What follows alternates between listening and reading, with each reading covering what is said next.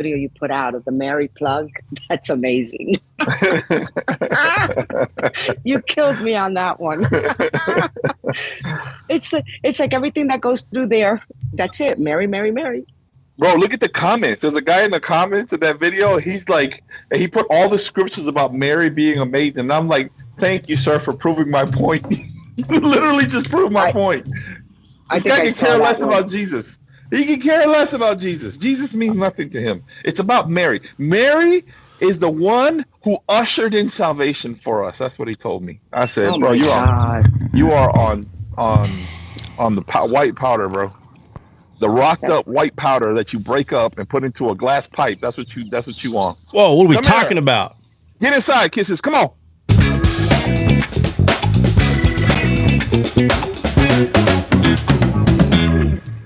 Man, what is going on? What up, bro? Well, I want you to know I have to drop because I'm at work, but I came up here to tell you I read everything over again. Heck no, I don't believe it. Heck no. I did. And then called some people and said, hey, what do y'all think? Tell me. And no, I mean, I did talk to CJ. I'm going to just ponder. I'm just going to keep reading and keep pondering. And it'll come. I mean, I think it did, but I'm not going to say anything right now. I'm just going to, Well, all right. Just tell you one thing. I don't read the book of Revelation like I used to. I mean, it's a whole different ballgame now. Hey, Hulk is eating grits and eggs and sausage, so don't speak to him, try, because he's gonna come on this microphone and tell us on. Yeah. That's what he's gonna do. Yeah, he's gonna say, hey, he's gonna be like, I thought you said you want me to tell my mouth food. Yeah, right. But don't forget, I'm putting my grits in a burrito. You did say you were going to touch on it a little bit, so I'm going to drop because I do have to drop. Touch on what for a little bit? He forgot. See? No, just tell me. Touch on what for a little bit? Nah, don't worry about it. We'll do it another time when I can actually be up here.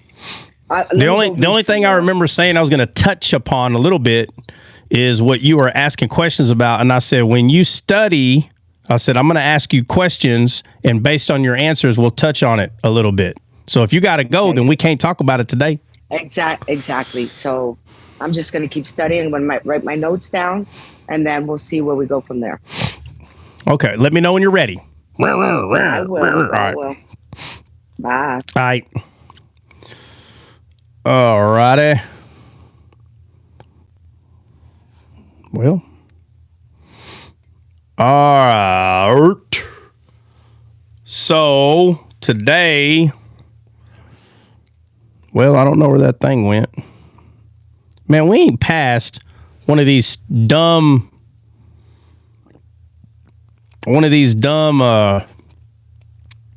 achievements in like since last week sometime. We didn't get to do it yesterday. Man, it ain't there. There ain't one there. It's Dre, probably... check it out, Dre. Dre, check it out, bro. All meats together. Bacon, sausage, grits. That's me right there, babe. 5 eggs. There we are. That's me and my coffee. Hey, that look good. I bet you that grit's so hot they're gonna get stuck to the roof of your mouth. You're gonna be. Hey, bro. Well, you see the smoke, bro. I'm waiting. Look at the smoke, bro. That's not smoke. That's steam. That's steam. I'm waiting. Hey, look at Trot getting technical with you. Nah, because get technical. I'm about to get my belly full. You go ahead. Nah, because the greatest garnish on a meal is the steam. That's the greatest garnish on a meal is the steam. You can put all the parsley and whatever cute little greenery on there, but that nothing beats steam coming off a plate. That's true. Very true. Very true. Unless it's pizza. I don't want no steam on my pizza. No steam on your pizza? What? Nah, bro. What? It's not American pizza then. I don't know what kind of pizza. It is 100%. Nah, there's nothing better absolutely than not. Venezuelan pizza. Next day morning pizza is the best, bro. Venezuelan cold pizza.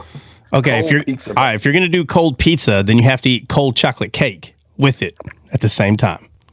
Then that's fine. That's American. I'm okay with that. That's American. But I don't like when the pizza be hot, man. I want it like room temperature. I like it. I don't like it hot, bro. Because the cheese be too. You can't really enjoy the cheese. Like I like it to be a little squeaky. Yeah, I like it. I like microwave pizza. You know what? To be honest with you, microwave pizza. Yeah, nah, bro, you tripping, bro. Yeah, I can microwave that bad boy. Ain't no way. That doesn't come out like rubber. Now I can eat it. I can eat it cold right out the refrigerator, though. Just being honest. Yeah, me too. Yeah, I can do that too. Yeah, heck yeah. All right, let's see. That's a fact. Day old is the best. Day old is pretty good, bro. Like, I mean, look, if your pizza came out of the, what's that oven called? Hey, hold on, Mac. I know you're not talking about me, Mac. Go ahead and grab them snakes, boy, and run around here and let them snakes bite you because you got the spirit of God in you. Dre, you are a little sweet. Oh, gee. This guy. Christian. Her name is Christian, maybe, but she got a 10. Christian. I'm gonna tell Christian to start spelling his name like that, bro. Where is he? He ain't here today. Christian, same what? Christian. What's the same? Cold pizza? All right, or maybe she's talking about something else. I agree with tried everything, but lost me at microwave pizza. Yeah, bro. I could do it. Crazy, I could do it. Bro. No, you got listen.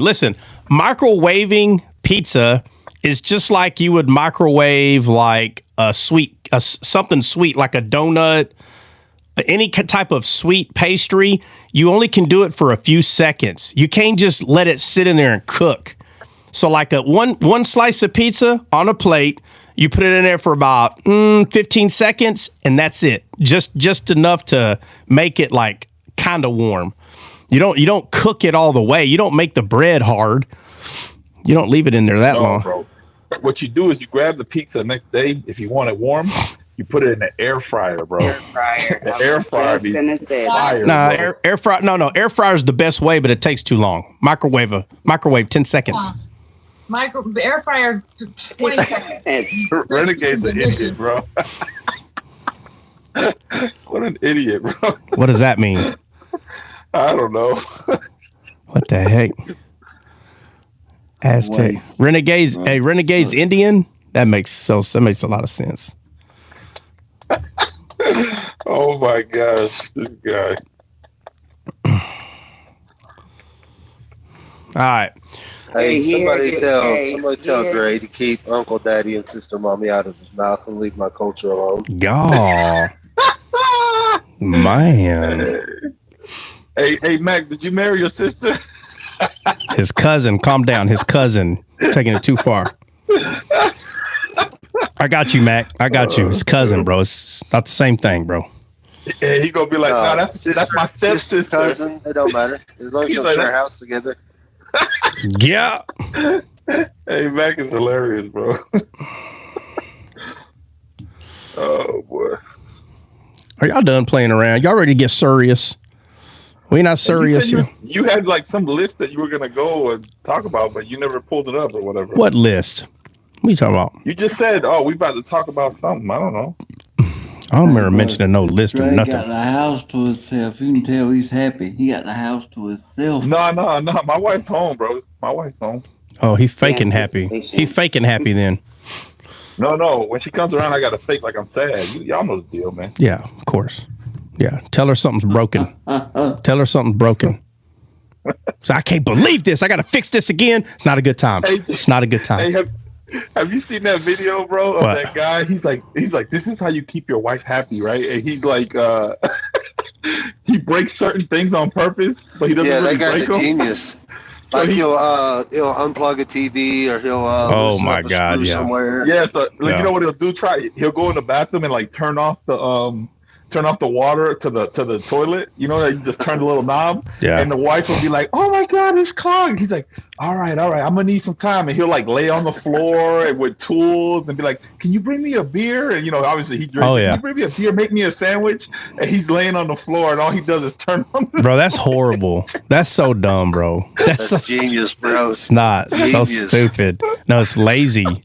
It's Hey, now hold on. If he has a nagging wife, then it's genius. Period. Yeah, that's the whole thing. Yeah. Who don't? I don't have a nagging wife. If you want to You got lucky. if you want to put percentages on nagging, like 1% through 100, I give her 5% on nagging, bro. That's pretty good, bro. Yeah, that's good. I give her 5. And I might be making it high because like all the yard work. Sometimes she don't even let me do the yard work. She wants to go do the yard work. Mine's the other way around. Sometimes I get 5% without nagging. Yeah. Well, you need to come descale more often. You stop coming. I'll teach you how to stop that real quick. Ask Drake. You got to put your foot down. Put that paddle on him, bro. Say, listen, I know your dad didn't handle this part. You go ahead and, matter of fact, call the cops now. When I'm done, you'll understand. And I'm going to go to jail. Don't worry about it. You ain't even got to bail me out. But you tell that next guy, he's welcome. Yeah, well, see, I do that. Right? Oh, okay. I ain't scared, right? Okay. We handle snakes in church. That's right. I do what I got to do. I handle snakes in church. I just hope she don't see this live. Yeah. You don't have to call the law because she is the law. So you better be a good. I said Mackenzie doesn't have to call the law because she is the law. She is the law. Yeah. I said, okay, that's fair. I'll just say, hey, look, honey, when I'm done handling you, matter of fact, I'll record it. Okay. That way, when you put me in handcuffs, you can say, look what he did. That will just make it simple. And when the judge says, what makes you think you have the right? Your Honor, I don't have the right. But her father did. And he threw that right away. So that dominion was passed down to me. And now she understands. She's like, well, yeah, but you're going to jail. That's okay. I guarantee I get a phone call from her next husband, and he's going to say thank you. He'll never admit it to anybody else, but he'll thank me. Don't worry about it. It's all good. It's all good. Somebody's got to do it. Somebody's got to be Batman and somebody's got to be Batman and a bad Superman, bro. You got to be both. You can't just be hero. Don't work one way. It works both ways. You got to be the good guy when they want you to, and you got to be the bad guy when they want you to, and that's it. And they make a jail cell for people like that. Hey, bro, whoever marries my oldest daughter, hey, he better come with it, boy, because that girl there is a tough girl. Man, I don't know. I think she got more of her mom. I think you failed her about 10%. You should have put 10% more of you in her. Put 10 more percent. Nah, that girl is tough. Man. That's a tough girl. She prides herself in being a tough girl. Oh, no. That tough girl might be disrespectful wife. I don't know. I was sitting at that table talking. Listen, I was sitting at that table talking. She was sitting right there, and I felt like something burning on the side of my neck. And I was like, bro, I recognize that. What is that? And I look, and she was just like, all I could hear is, I was like, oh, shoot. And then thank God Hulk caught it. He goes, hey, don't listen to him. And she's like, oh, okay. I was like, oh, man. I was like, bro, that almost went all the way through. Another couple of seconds would have penetrated. That's pretty bad. I said, bro, just pour a bottle of water on his head. Hey, Trot said something like, hey, y'all need to shut up over there. And she was over there, and she looked over there like, who in the hell is you talking to? Yeah. She was like, you talking to me?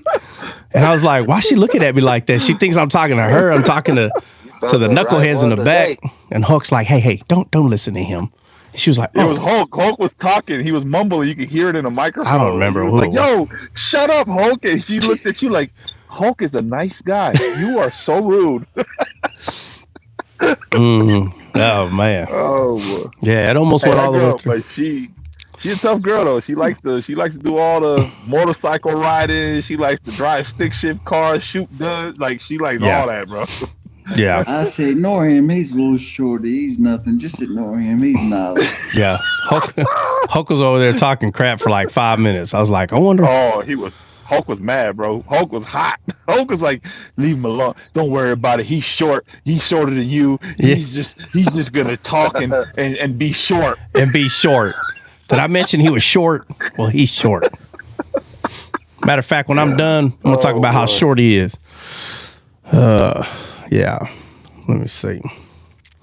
All right. So we are gonna talk about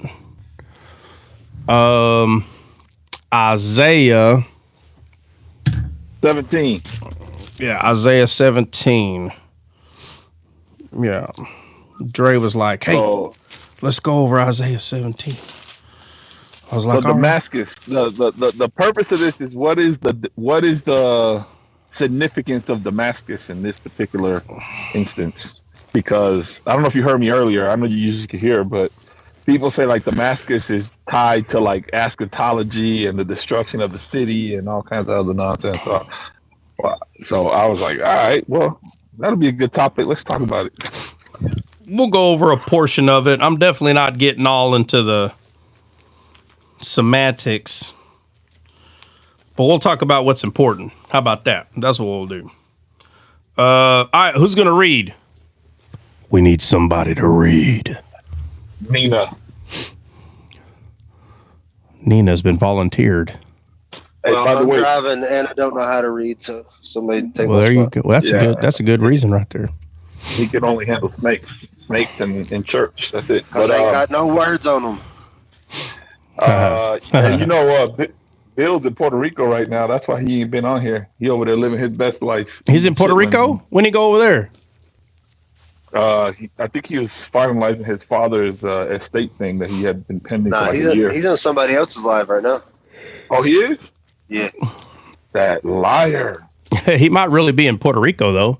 But he goes to a lot. He goes to a lot of lives, bro. So, yeah, I don't know all the ones he goes on, but it's got to be at least 3 or 4. Because throughout the day, like if I'm seeing somebody's up talking about something, I'll see him and I'll look and I don't recognize who the people are. But it's at least for sure 3 or 4 different.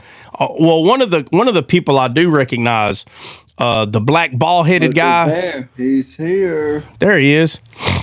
Are you talking about me? I gotta get messages. Yo, they're cooking you on some live. No, I was just saying. I was just saying how throughout the day when I'm scrolling, like to see who's live or what they're talking about, if it's anything that interests me or whatever. And sometimes I'll see you on somebody's live that I don't even know who they are. I said, so I know he hops on a lot of people's lives. Said yesterday he was on that one dude's live, bald-headed black dude. He talks like this. And guys, look, the way we're going to do it, he's very Jackson. Yeah, he's very, I don't know. He's, Mild tone. Yeah, I guess you could say that. Yeah, kind of dry. Like his humor is real dry and, Jackson. He talks like the guy from Visine, dry eyes. Kinda, yeah, dry eye, clear eye. Bueller. That he kind of has like that. I was in one of the young guys' lives that he goes against the HBIs, and guess who popped up there? Renegade. I was laughing. He came up there to troll, and then he dropped real quick. Hey, Dre, I don't know if you got my text yesterday or not, but I've been verified. Oh yeah, I was cracking up. I told. Hey, can I tell it? Can I just tell people? It's the funniest thing in the world, bro. Hey, bro, this dude Max sends me a text message, right? Okay. And I look at the text message, and it says at the very bottom of his 23andMe, his ancestry, it says he has 1%.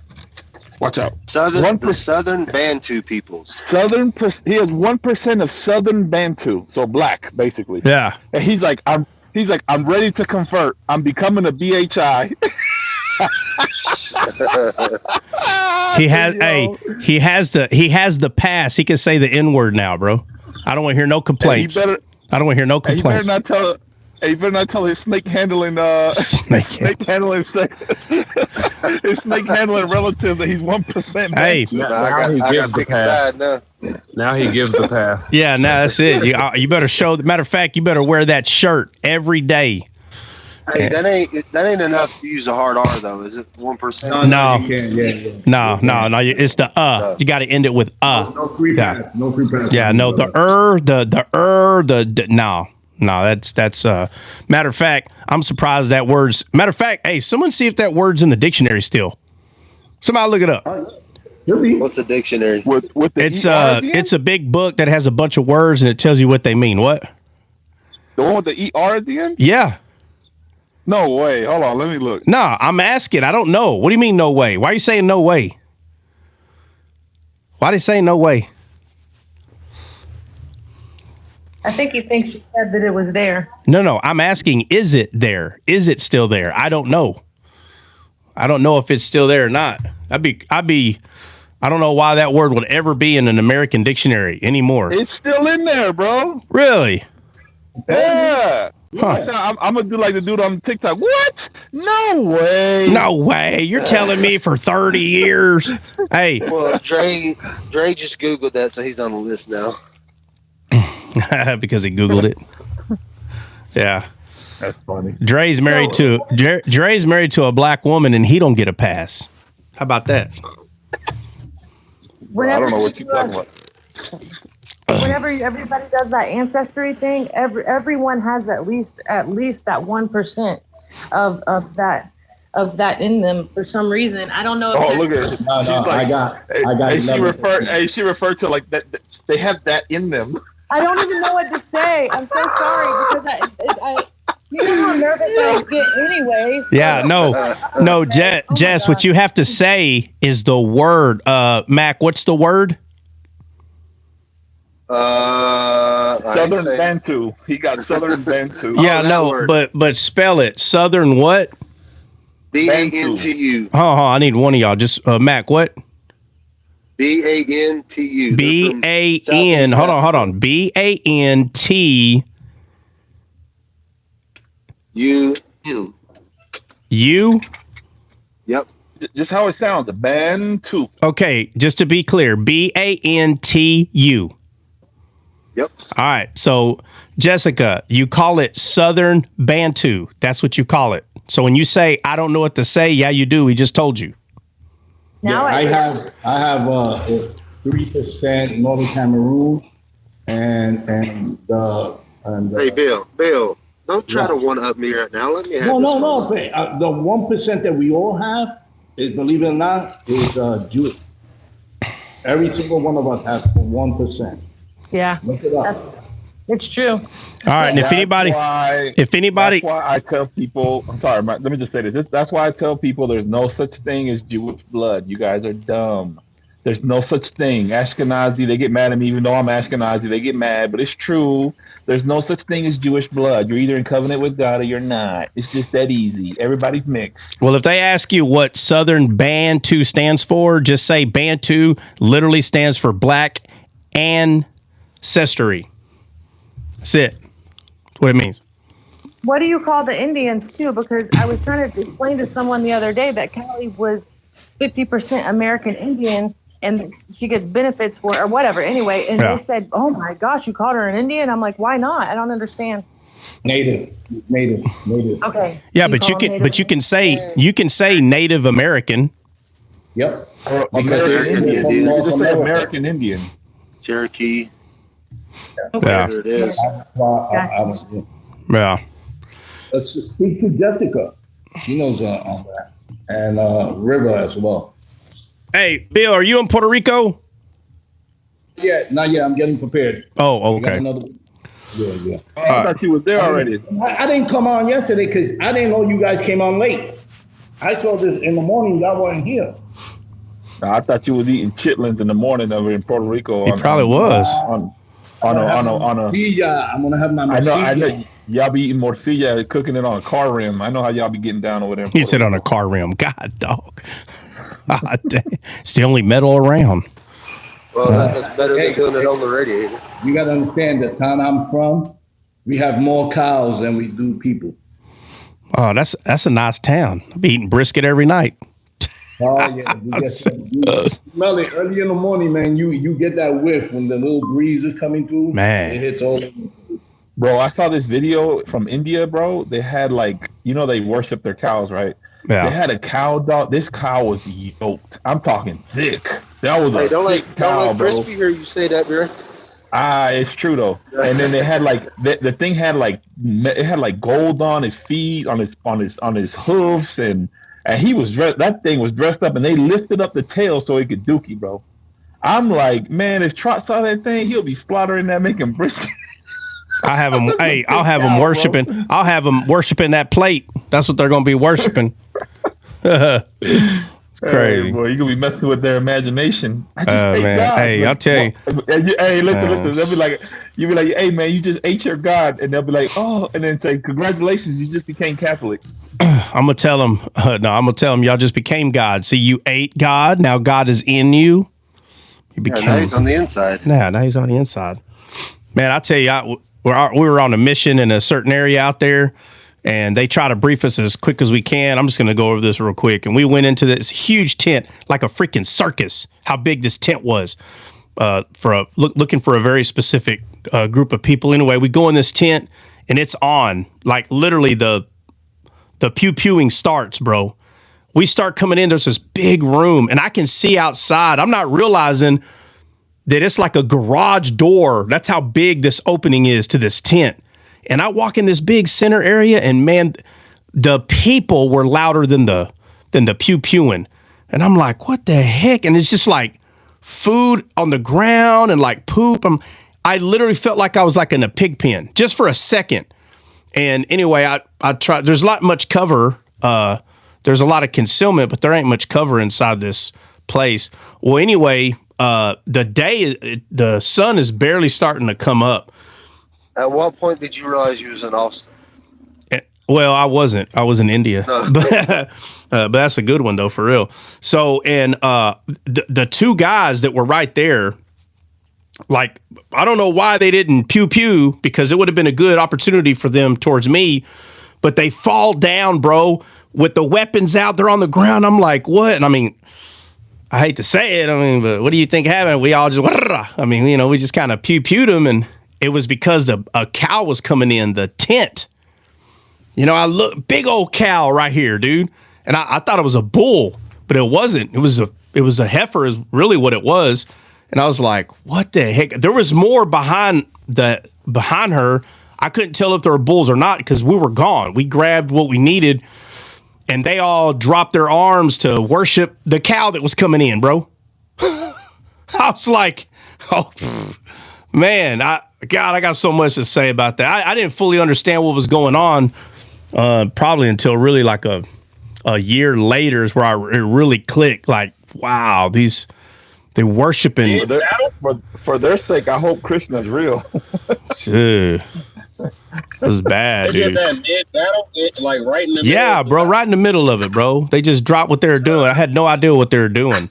I thought they were trying to give up, but then the way they were prostrate, I was like, why are they prostrated like that? And it just didn't click till after the whole thing was over, and we did a debriefing, and they said, remember we told you? I was like, what? But I didn't care, whatever. I went and did other things. But about a year later, bro, it really clicked, and I was like, what the heck was? Yeah, I mean, talk about, oh man, talk about limiting yourself, bro. Like, you believe that rats and cows are gods or ancestors. If you believe that, your life is going to be limited. Like, it is, like 100%, But all right, so who's until you reach the next slide. Oh well, again, if that's you're going to be next one. Right. That's what I'm saying. So this one is the only one you get. But if you think there's other ones, you're going to limit this one because you think there's other ones. There's not. It's this one. This is the one shot. All right. So who's reading Isaiah 17? I can get it. All right. All right. Isaiah 17. The burden of Damascus. Behold, Damascus is taken away from being a city, and it shall be a ruinous heap. The cities of Aurora are forsaken. They shall be for flocks, which shall lie down, and none shall make them afraid. The fortress also will cease from Ephraim, and the kingdom from Damascus, and the remnant of Syria. They shall be as the glory of the children of Israel, saith the Lord of hosts. And in that day it shall come to pass that the glory of Jacob shall be made thin, and the fatness of his flesh shall wax lean. And it shall be as when the harvestman gathereth the corn and reapeth the ears with his arm. And it shall be as that gathereth ears in the valley of Rephaim. Yet gleaning grapes shall be left in it as the shaking of an olive tree. 2 or 3 berries in the top of the uppermost bough, 4 or 5 in the outmost fruitful branches thereof, said the Lord God of Israel. At that day shall a man look to his Maker, and his eyes shall have respect to the Holy One of Israel. And he shall not look to the altars, the work of his hands, neither shall respect that which his fingers have made, neither the groves, nor the images.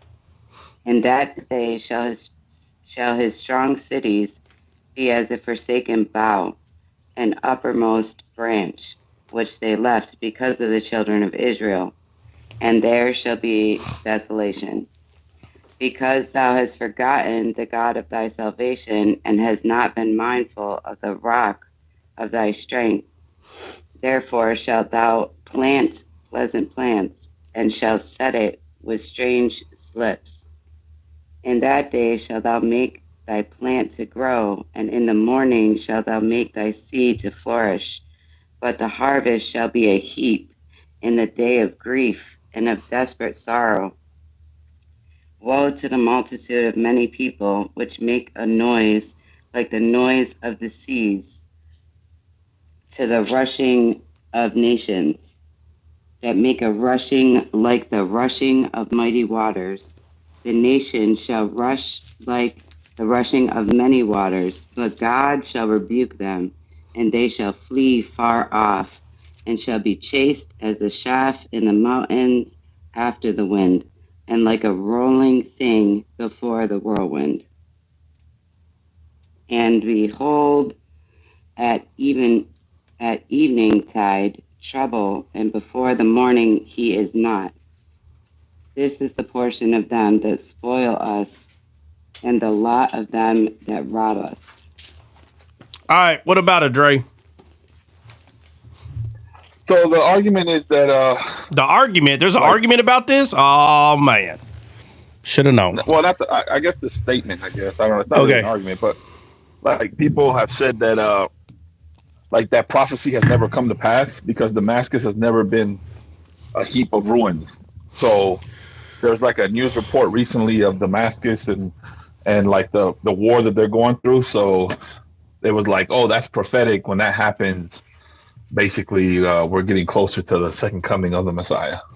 Yeah. So somebody look up what Damascus means. Oh, I had it too. 1834. Silent is the sackcloth weaver. Yeah, that's it. Yep, the sackcloth weaver. Yep. Yeah. What is that? What's a weaver? Good question. A weaver. It's the thing women wear in their hair. The weaver is the one that makes the rugs and the carpets and stuff like that. Yeah, that's the weaver beam, the weaver, right? So read it. What does Damascus mean again? It says weaver of sackcloth, basically. Right. So now it's talking about someone who makes the sackcloth. Right. Right. Because Damascus means maker of sackcloth. Yeah, maker of sackcloth. And what was sackcloth used for? Mourning, fasting, feeling sorry, sad, sorrow. Somebody who's made a business off your sorrow. Yeah. So you know, like that should be in the Old Testament. Names have an important, very important meaning. And the sad thing is, there's just not a lot of people who either care. Because, listen, one thing that you should notice by now, and yourself, even yourself, you're tempted to do this. You are tempted to find out how the Bible can make your life here better. Lots of people do this, and you know, I hate to say it, but that's not what the Bible's here for. The Bible's not here to find out how you can live better in the fallen world. That's not why it's here. But there are people that's what they want it to do. They want it. So that's why there are people who are easily fall into this name it and claim it, blab it and grab it. Yeah, name it, claim it, and they'll do it under the name of tithing and prosperity. He just said blab it and grab it. Yeah, yeah. The prosperity, like the prosperity gospel thing. First of all, God wants you to prosper. But the focus of prosperity is not your bank account. It's how you're doing in here. That's where prosperity is at. But, you know, and anybody can fall into that where you want this world that you're living in to be good and great. And there's a lot of people, they're trying to keep up with the Joneses, and that's what they think prosperity and great out of physical poverty, instead of not having spiritual poverty. They don't want to have physical poverty. Well, first of all, nobody does. That's common sense.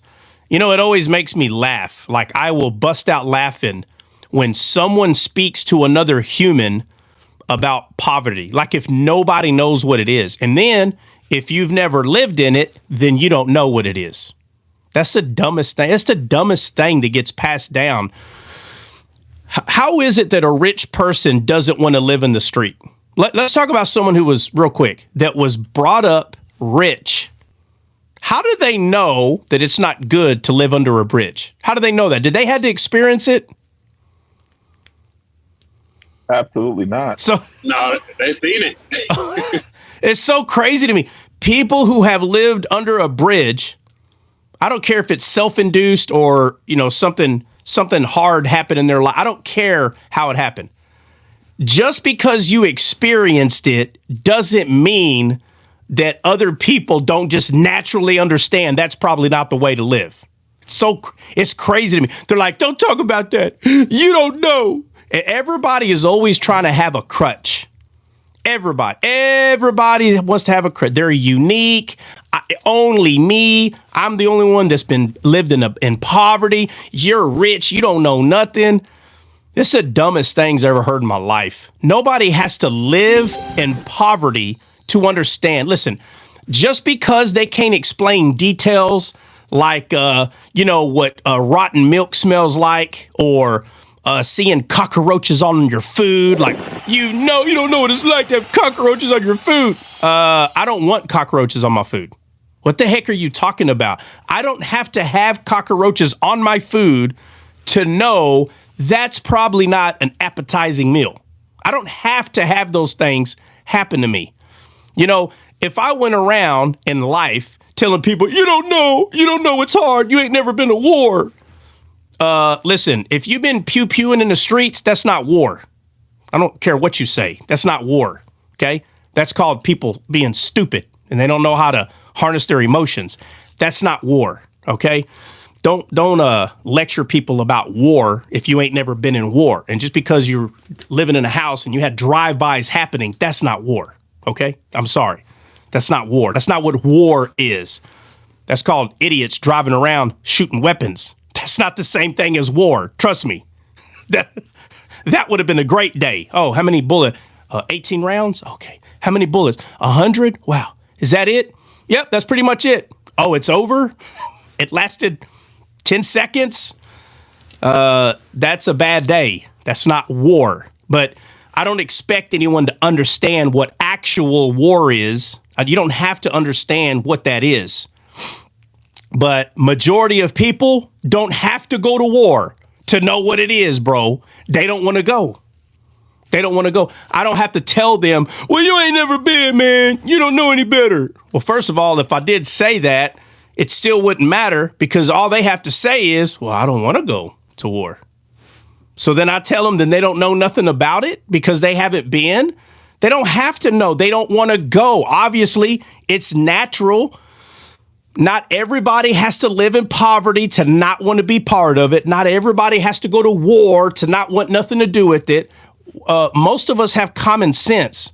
We know what is considered a hard life and what's not. You don't have to be brought up in the hard knocks life to understand what hard is. You don't have to. You can tell. Now, someone that's never lived in any type of poverty, and then you take 2 or 3 people that have, they could probably tell some jokes that I wouldn't understand why it's funny. But people that's lived in poverty, they'll know why it's funny. I remember growing up hearing that song, it's the first of the month, get up, get up. Y'all ever heard that song? On Thugs and Harmony. Yeah. It's the stupidest song I ever heard in my life when I heard it. I had no idea what they're talking about. It's the first of the month. I was like, why are they getting up on the first of the month? I get up early every day. So, of course, I ask all my friends, my family. It finally, in the locker room, okay, playing sports, some of my buddies are like, you don't know what that's talking about? You know, bro, you know. And I'm like, nah, bro, I don't know. I've been singing this stupid song with y'all for a week now. I don't know what the heck we're talking about, right? And then those guys rap so fast. I'm like, bro, I don't know what he's saying, bro. Like, what is he talking about? Like, I'm trying to get on your level. You're not helping me. And they're like, bro, you know, go get your check. I'm like, go get your check? I'm telling you, it was, oh my God. If I could have bloopers of my life in high school, this would be one of them right here. Because I'm like, go get your check? What the heck are you talking? Go get what check, bro? When you go to work, you get paid every Friday. Guess what? They didn't know what I was talking about. So I don't know what they're talking about. They don't know what I'm talking about. And I'm like, bro, what the heck? I feel like I'm in the Twilight Zone. But these guys are kind of, it's so stupid, but they're making a song that it's their life. You get up first of the month and you go get a check from the government. And like, there's people that live their life this way. So just because I don't understand that, somehow I'm bad. I'm bad because I don't understand that? That's the dumbest crap, dude, I ever heard in my life. I'm not bad because I don't understand that. That's so dumb. And you're not bad if you do understand it. But you don't flip it and then tell someone, oh, you don't understand this? Shame on you. You don't what? I don't because my dad works hard every day. So like, bro, very weird moment. Again, we're talking high school, okay? Obviously now I know what the dumb song's talking about, okay? But at that time, I know what the heck they're talking about. But I don't have to live that life to understand what that is. It's so dumb. So why do I keep talking about you don't have to live that life to understand? You don't have to do all this. You don't have to understand everything to have common sense. I'm bringing all those things up because in Isaiah 17, the very beginning starts off the burden of Damascus. Well, it shouldn't be hard to understand why it says the burden of Damascus when the word Damascus is literally talking about him or them or people that are making sackcloth. Burden. The name itself means burden, dude. That was the whole purpose of making sackcloth. They didn't just make sackcloth for blankets. Now, it obviously, it has been told that very, very poor people will sleep on top of sackcloth. They didn't have nothing. They were poor. So they would take sackcloth that people would use for mourning, and they would use them for pillows and for the bed and for, that's common sense. I don't even know why I even got to explain that. What do you think sackcloth was used for, bro? It was used for, people didn't wear sackcloth to Walmart. You hear me? They only wore it when they're in mourning or they were fasting or something like that.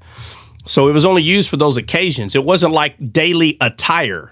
So it's not hard to believe that once the sackcloth was used, so if you didn't have a lot of money, obviously you would keep it, for the next event, for your next sackcloth event. But that's kind of what people would lay on, or that'd be their pillow and stuff like that. Anyway, if you haven't studied sackcloth out, you need to. There's a lot that goes into that too. But so the beginning of this, the burden of Damascus, and it says, behold, Damascus is taken away from being a city, and it shall be a ruinous heap.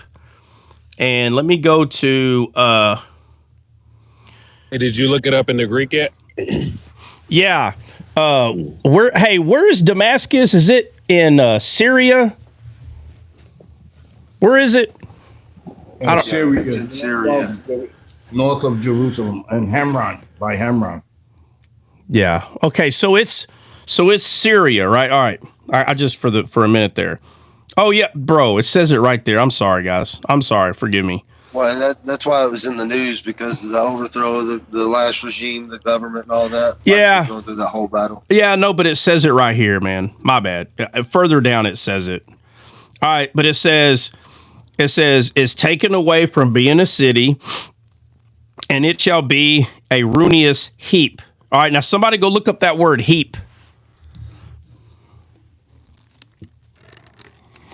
That's the dung pile, right? Well, I stepped away. I'm not near the... No, whoever. I got it. Heap is H4596. And it is... It just says ruin. It says pile of rubbish. Pile of rubbish. Yeah, that's usually... Yeah. Right. Okay. So just remember, there's two of everything in the Bible. There are two heaps. So obviously, this isn't talking about the good kind.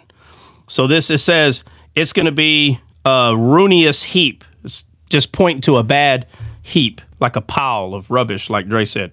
It said the cities of Or are forsaken. They shall be for flocks, which shall lie down, and none shall make them afraid. The fortress also shall cease from Ephraim. So now it's talking about Ephraim. Where's Ephraim at?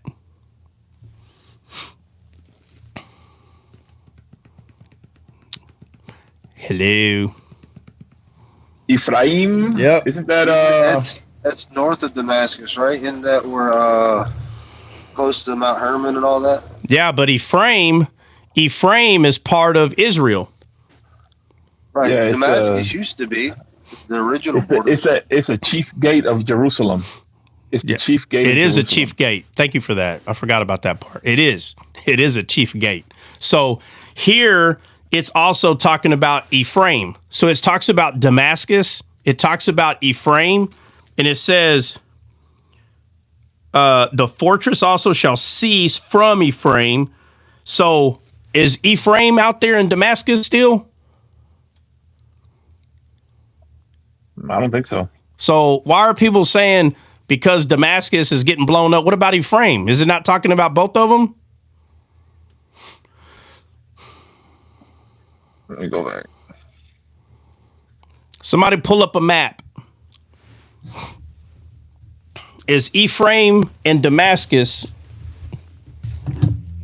Yeah, so I think that was the thing. Like one of them, it's a partially completed physical prophecy, and Damascus is still standing. It's the oldest inhabited city in the world, allegedly. Yeah, but is Ephraim still there with No, it? Okay, so because it's together. Are they together here or not? It says right here. It says Damascus will be taken away, and it shall be a ruinous heap. And then we come down here in 3 and it says, the fortress also shall cease from Ephraim.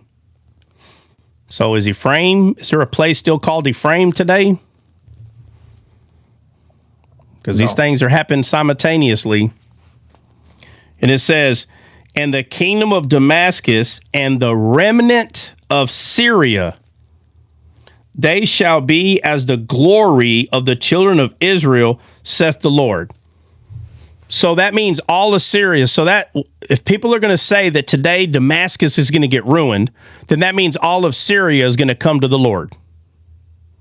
Is that what they're saying? Because that's what this is saying.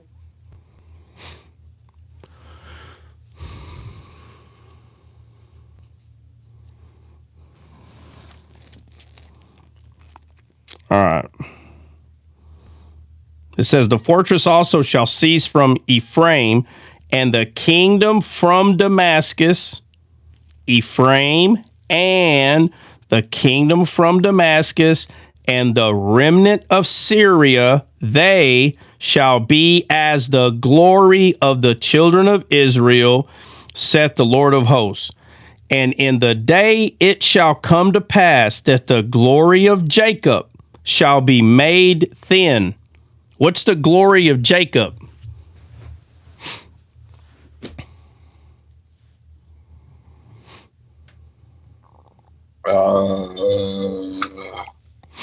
His children, Israel, I'm confusing Jacob and Joseph. nation. What'd you say, Eric? Where they are currently prosecuting the church or persecuting the church? Yeah, let me say something about the church being persecuted, guys.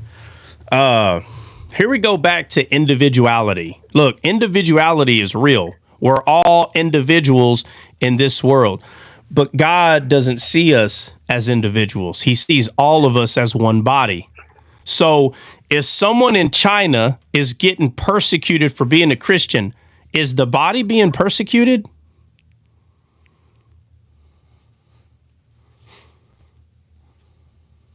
Yes, of course, everybody. Yeah. So when one people suffers, we all suffer. Okay, so when someone says very ignorant and dumb things like us in America, we don't get persecuted. It's the people in the other America Christians don't get persecuted.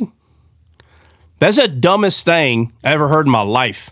What the heck are you talking about? We're all one body. Here we go back to this fake idea of individuality. We are one body, one mind, one spirit. So if one of us is getting persecuted, the entire body is being persecuted, period. Now, when someone goes, well, yeah, okay, as long as you can agree with that, we're good. Now, if you want to go back to us individually do not get persecuted in America, fine. Obviously, we don't get persecuted that way. But persecution is not just about beheading. I don't understand this. If somebody in their heart hates someone who's a Christian just because they're a Christian, that's persecution, period. Right there. That hate, I don't care if they don't open their mouth. If they don't open their mouth to the Christian, it doesn't matter. The Bible says that the flesh will always mock the spirit. Always. That is persecution. So we can say, oh, well, I'd rather be the one in America because we don't get hurt. You're missing the point. You're missing the entire point. It doesn't matter how, 1 through 10, like level 1 being someone hates you in their heart because you're Christian, but they don't say nothing. Level 10 is behead you in front of everybody. It doesn't matter. It doesn't matter which level you're being persecuted at, unless you're a person that is so scared you don't want someone to touch you. Oh, I'm a Christian, please don't hurt me. And you're afraid of being those people, the cowards, are the ones that are always complaining about people being persecuted. You'll hear them talk about it all the time. Like, I already know it's happening. No one has to tell me that the body of Christ is being persecuted. I'm not going to sit in front of my TV in awe and say, oh my God, they're cutting people's heads off. Bro, did you not read the Bible? Well, according to what the Bible teaches, didn't all the disciples get persecuted and unalived? Isn't that what happened? So I'm trying to understand, where's this like, oh my God moment, like this epiphany that you just realize that you're part of this. They're like, guys, everybody, we're getting beheaded. Yeah, bro, I know they are. I know these things are happening. It's what I'm talking about is when Christian today like are reacting to this, like they're like, what happened? Like, bro, wait a minute. What do you mean? What do you mean? Like, why are you acting like you don't know this stuff happens? That I'm talking about the reaction that Christians today give to this, like if somehow we're confused. It's just very weird. It's very weird, the behavior that Christians give when someone tells you, hey, you know, another 100 people got beheaded, and they act like they're surprised. Now, I'm not saying don't mourn with them. That's not what I'm talking about. I'm talking about the people that act surprised. Like, what? You'll hear them say things, how could God let this happen? Those people. Like, what? What do you mean, how could God? Yeah, you really want to ask, have you even read the Bible? What do you mean? Jesus told them these things would happen. And you come back with your answer is, how could God let this happen? I don't even know if they read the Bible, to be honest with you. All right, but let me get back to this right here. So 3 is talking about... It's like that gym shirt, right? That gym shirt that says, do you even lift? Like, it's about asking dumb questions that if you went to the gym, you would know certain things. You would know, bro. Yeah. Like, if you see someone's protein drink beside a weight machine, it's a 50-50. Someone could have forgot it, or someone is still using it. But you don't get on the machine and then say, oh, well, I thought maybe you left it here. No, you didn't, bro. You didn't think that. You don't have gym etiquette, period. That's the problem. It doesn't matter if they left it there or not. What you do is, if you pay attention, bro, you'll know who's got a cup, who doesn't have a cup. You're paying attention to all that. So when you see that very weird red cup with the black top and the tongue in it happens to be a ball instead of a statter or whatever that thing's called, you already know, oh, that belongs to the dude in the black pants with the orange top and the white shoes. Like, you already know. So you see it right there. And plus, you're waiting to use the machine. You didn't see who was on it. So what do? You put your stupid cup down, grab their cup, be like, hey, oh, yeah, give me that. Okay, if he says, give me the cup, you already know he's done. If he says, oh, no, I got one more set, I got two more sets, he's going to tell you, I'm not done. And that's a nice way of telling you, put my cup down, stupid, I'm not done yet. Like that's what it's etiquette. You already understand what's going on. So again, like that's just gym stuff. It's the same stuff in the Bible. If I already know that if I become part of these crazy Christians, people are going to want to cut my head off. I already know. So then I hear it and I'm like, wait, what? What's happening? Like, were you reading this, or are you just hanging out at the church? Because they got free coffee and donuts, which is a good reason to go to church, by the way. They always got the best coffee. They'd be like, what? No way. I've been a Christian for 40 years. Yeah, no way. You mean to tell me I've been for 40 years? No way. I'm telling you, dude, it's just like that. All right, so we're in 3, let's see, 4. And it says, and in that day it shall come to pass that the glory of Jacob shall be made thin, and the fatness of his flesh shall wax lean. What is this talking about? And in that day, right? Talking about the day that the heaps happen, the day that the glory of the children of Israel, which is the remnant of Syria, right? They'll become the glory of Israel. So in that day shall come to pass that the glory of Jacob shall be made thin. What does that mean? What is the glory of Jacob, guys?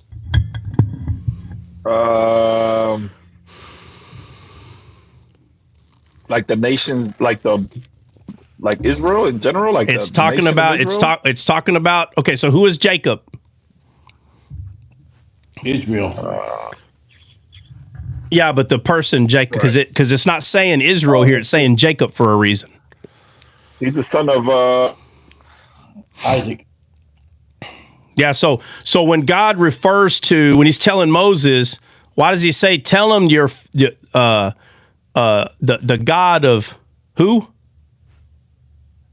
Abraham, Isaac, and Jacob. Right. Why does he name those three to Moses? Because that's the promise. That's where the nation is born from. But again, same thing as gym etiquette. If you heard back then, if you heard someone come and say, "Hey, a God came to me," oh yeah, what God? The God of Abraham, Isaac, and Jacob. Wouldn't you all know who he's talking about? Because you have to know all three stories, right? True. Making a distinction. Yeah. Yeah, but it's about understanding. It's about, again, gym etiquette. I already know that dude's working on that machine. So if I go over there and he's like, "Hey man, I'm not done," well, that's my fault because I need to ask, "Hey, are you done, bro? You good?" Okay. I don't care if it doesn't matter if you can beat the guy up or not. I don't care if he's 2 foot tall, which is, 1 foot under me. So that'd be a guy I'm taller than. But I don't care if he's 2 foot tall. You don't just go take somebody's spot. Like, I already understand this. I can go to any gym and be good in the gym. If you ever play, like Dre, he's asked me more. He probably don't know, but he's asked me at least twice since I've met him, since I've known him. Man, you mean to tell me you ain't never played pickup basketball? Never. Nope. But I know what it is. It's not hard. 30 people show up to a court. Before you know it, there's 2 teams playing. And sooner or later, if they think you're worth a darn, they'll put you on a team and you don't even know any of these guys. But you got to remember who's on your team, bro. Everybody might be dressed the same. You have to know who's on your team. Sometimes it takes, a couple of back and forths, and before then, now everybody knows who's on their team. Nobody's confused, and then you'll see the game start picking up. But if you don't understand pickup basketball, like the basic, and you just kind of standing around, everybody's going to be able to tell. They're like, hey, bro, why you here, bro? Well, I want to play. Bro, it's like jump rope. You should have hopped in already. We've been here an hour. What are you doing, bro? This, if you want to watch, go over there. Like, you're going to get schooled real quick, bro. You're not even wearing the right shoes. Why are you dressed that way? I mean, we could sit here and do this all day, but there is an understanding in everything that we do. The understanding is already there. So if someone is calling themselves a Christian, why are you confused that there's hate? So you're telling me you just became a Christian because while you were in Rome, you did what the Romans did, which means you just became a Christian because everybody goes to church on Sundays to eat donuts and drink coffee. So you did it too, not knowing that you put yourself in a squad that's going to be hated by the entire rest of the world pretty much. And they're like, no, there's Christians everywhere. No, not the ones that read. No, no, they're not. No, there's a lot of there's a lot of that everywhere in the world, but there's not a lot of Christians that read the Bible. All right, let's see. So, and in that day shall come to pass that the glory of Jacob shall be made thin. Somebody go look up that word thin. Would you say they have penny loafers on? Hey, there ain't nothing wrong with penny loafers, but they probably do. They probably do have penny loafers on. I think you should destroy me. So that word is H1809. It says to hang, language, hang down, be low. All right. Okay, so they shall be oppressed. Huh? Or be oppressed. Be oppressed. All right, so it says, in that day it shall come to pass that the glory of Jacob shall be made, and it says thin, and you're saying it says oppressed. Yeah, oppressed, low, to be low. Distress. Yeah. Okay, so that means like low population. That's what it's talking about. It's talking about low in numbers. At the languish. Huh? It says to languish, meaning that has to do with that low population languishing. Yeah. So it says that the glory of Jacob shall be made thin, meaning a thinning out of people, smaller. So what's the glory of Jacob? The nation of Israel. Yeah. Like their people. Yeah. Right. Like, didn't he say that he chose them? I forgot the verse that he chose them not because of their size or great. Right. Of their low number. Yep. So when Gideon was going to go fight the battle, remember he had a lot of men. He goes, "Hey, you have men that he says you have too many men, and only the glory of God can get this battle. So take the men and have them drink water, and the ones that lap like a dog, get rid of them. But the ones that take a knee, keep those." And remember, he only had 300 left. You see how they thinned out? Y'all see that? Sure. And you'll call few are chosen. Yeah, so it says well, in general, like when Jacob was in Egypt, they flourished and they grew, a huge nation. And then they obviously diminished as time went on. Yeah, but the glory of Jacob, the reason why the name Jacob is being used instead of Israel is because if it would have just said Israel, everybody would have been focused on the nation.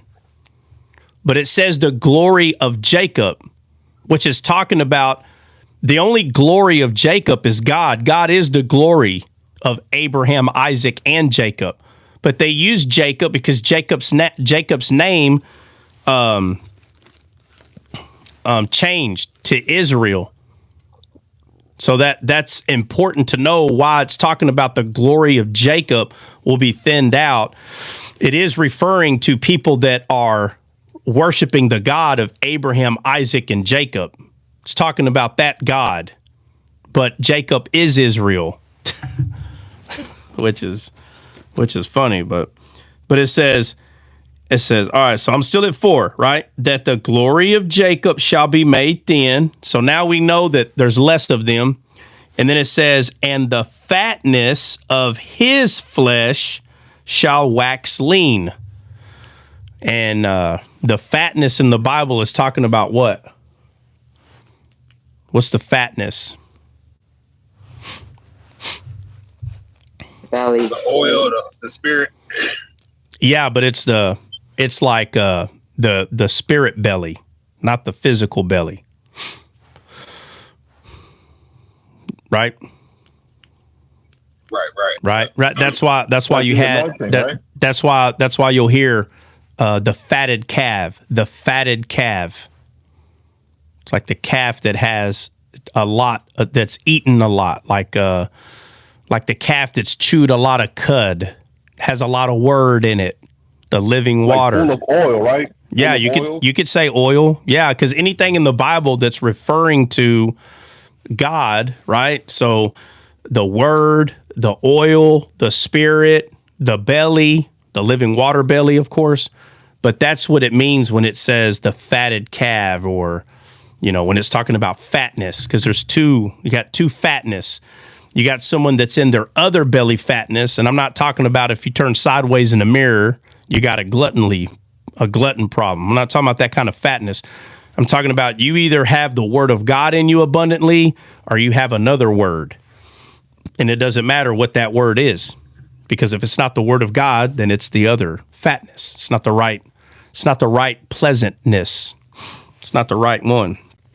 So it says, shall be made thin, and the fatness of his flesh shall wax lean, and it shall be as when the harvestman gathereth the corn and reapeth the ears with his arms, and it shall be as he that gathereth ears in the valley of Rephaim. Somebody look up that word Rephaim.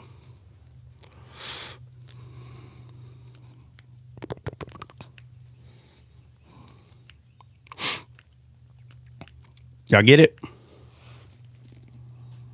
It says giant. Yeah, a giant, old tribe of giants. Yeah. Does it say? Excuse me. Does it say bully anywhere? No. No. Okay, then that was probably the L. Phalim. Okay, never mind. All right, so it says Valley of Giants, and it says, yet gleaning grapes shall be left in it, meaning grapes that should have been reaped, gleaned, picked up. And it says, gleaning grapes shall be left in it as the shaking of an olive tree, like meaning they fell down, hit the ground, no one picked them up, they're still there. All right, the Bible tells us that Ruth, she gleaned behind the reapers, right? So the reapers went in the wheat field and they reaped and put in their bag. And then Boaz told them to drop extra on the ground, you know, so she can glean from it, because she was not allowed to pull from the tree. She's not allowed to reap from the vine, from the branch itself. But because she's a Gentile, they can throw it on the ground and she can glean behind the reapers. And that's what she did. She gleaned behind them. But this is saying that after the reaping, there's going to be a lot to glean, but nobody's going to be there to glean it. Which is a very... That goes where in Matthew's when the lady say, even the dogs eat from the crumbs that fall from the table. Yeah. Yep. And it says right here, yet gleaning grapes shall be left in it, and as the shaking of an olive tree, 2 or 3 berries in the top of the uppermost bough, 4 or 5 in the uppermost fruitful branches thereof, saith the Lord. So when you glean behind the reapers come in and they are going to take the majority. So obviously, look, if you sit there all day trying to pick every little, like one grape, every grape that's there, it's going to take forever for that harvest to be reaped. So, I don't have to go reap a field to know how fast it needs to happen. I've never with my own eyes, like, seen people reaping a field of anything with my own eyes. I've never seen it, but I could tell you what, I know what time they showed up, and I wasn't even gone an hour or two, and that whole field is reaped, bro. It's done. I don't even know where the people went. I'm like, bro, they were just right over there about to start. I leave, I come back, it's done. It's done, bro. These people are so fast. Has anybody seen, now again, I haven't seen it, but I know it's fast because has anyone ever seen, who here has seen a harvest being reaped by humans? I definitely have. What vegetable or fruit? I'm talking about acres, bro. I'm not talking about one row. Yeah, like for example, what is that called? Like my grandfather trees of like mamon. I don't know how they say it in English, but it's like these little fruits, and they would just go by there and just like ripping them off the trees, like rip, keep going, rip, throw it in the basket. Basket stays there. They keep grabbing another basket. Yeah, rip. Well, I ain't never seen it, but I okay, Bill, what'd you say? Or sugar cane. I seen sugar cane too. I think sugar cane. Yeah, when I was little. All right. Well, look, not far as well. Not far from where. What do you say, Troy? I said I've seen cotton being picked like that. Yeah. Well, I haven't seen, like, with my own eyes what they're doing. Right. I mean, I've seen people on the field, but I haven't sat there and see what they're doing with my own eyes. But I saw when people showed up at a watermelon field. It's not really that far from where I'm at, bro. I don't know how many acres. It looked like 15 acres. I guess at least. Rows of watermelon, dude. And I mean, we're talking every size you can think, right? We're talking from small ones like this to the big ones, bro. Some of them things weigh like 15, 20 pounds. And, you know, they have to have a knife, bro, that's like, have to, bro. I mean, maybe they work in 2s or 3s, bro, because if someone is just going, maybe somebody's cutting and right behind them, someone's chunking. I don't know. But I'm telling you, 15 acres, I don't know how long it took. It probably took him 30 minutes. I don't know how long it took.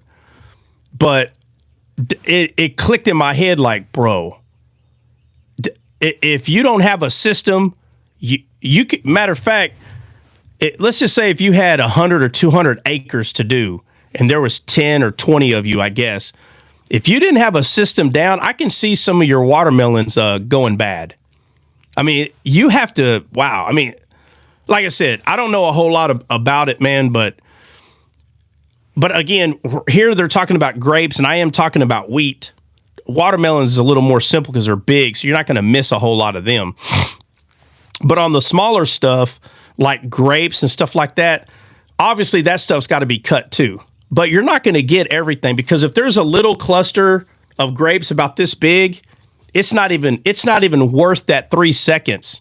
It's better for you to go to that next side and just start chopping all the big ones, and then the gleaners can come behind you and work on some of that stuff. But here it says, and reapeth ears with his arm, says, it shall be as, this is 17:5. It shall be as he that gathereth ears in the valley of the giants, yet gleaning grapes. Now remember, the valleys of the giants, remember that one cluster of grapes, 2 men had to carry it. But it says, grapes shall be left in it, and the shaking of the olive trees, 2 or 3 berries in the top of the uppermost bough, 4 or 5 in the uppermost fruitful branches thereof, saith the Lord of Israel. It says, at that day shall a man look to his maker, and his eyes shall have respect to the Holy One of Israel. And he shall not look to the altars, the work of his hands, neither shall respect that which his fingers have made, either the groves or the images. Go look up that word images.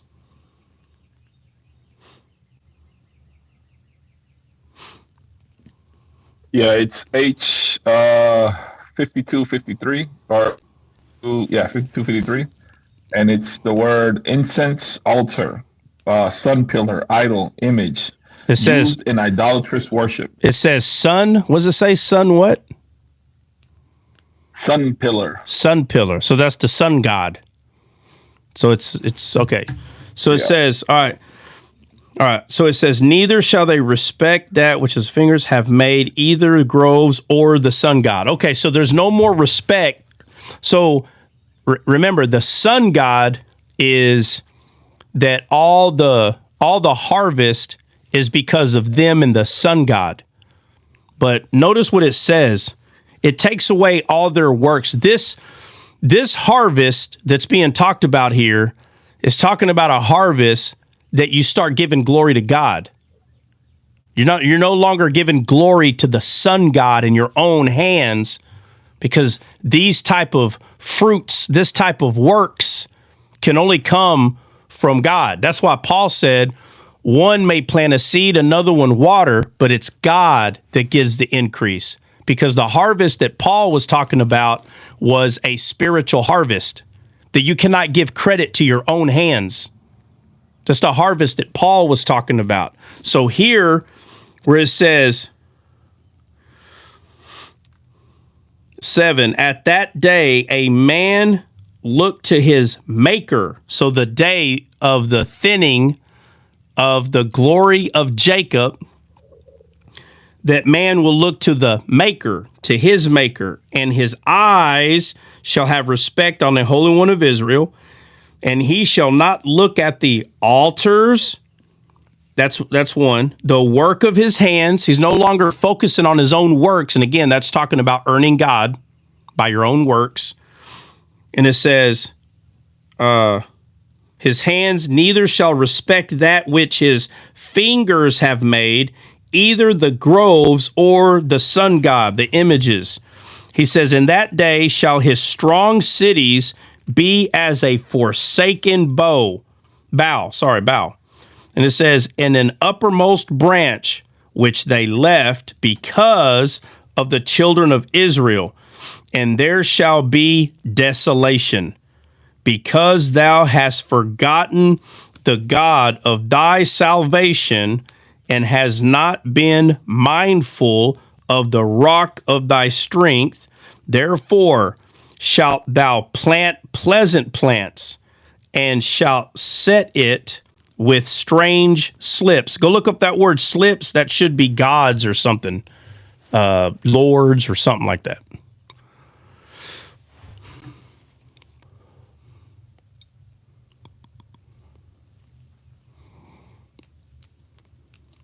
It says, or H2156, and it says, feminine, masculine, a twig, vine branch or slip. Go look at the root word too. No, it's because the word strange before it. So notice that it's calling that slip a vine or a twig or a branch. Strange twig. Yeah, but now it's a strange twig, a strange branch. Right? So that word strange, it's talking about a false god, something that like when Aaron's sons brought strange fire and God unalived them. So they did bring a fire, but it was a strange fire. Right? So it says, I'm going to read 10 again. It says, because thou hast forgotten the God of thy salvation, and has not and has not been mindful of the rock of thy strength, which is Christ. Therefore shalt thou plant pleasant plants, and shalt set it with strange slips, strange branches. And it says, and the day shalt thou make the plant to grow, and in the morning shalt thou make thy seed to flourish, but the harvest shall be a heap in the day of grief and a desperate sorrow. So he's saying, so he's pointing out that that the works of your hands is only going to cause you sorrow. This is what this is talking about. But notice at the beginning of this, it says, the burden of Damascus. Behold, Damascus is taken away from being a city, and it shall be a heap. And then it says the city of Or, and it keeps talking about other cities all the way to Ephraim, to Damascus. And when it gets to 4 all the way to 12, it's talking about a harvest and people and planting. But when people read Isaiah 17, all they see is Damascus out there in Syria.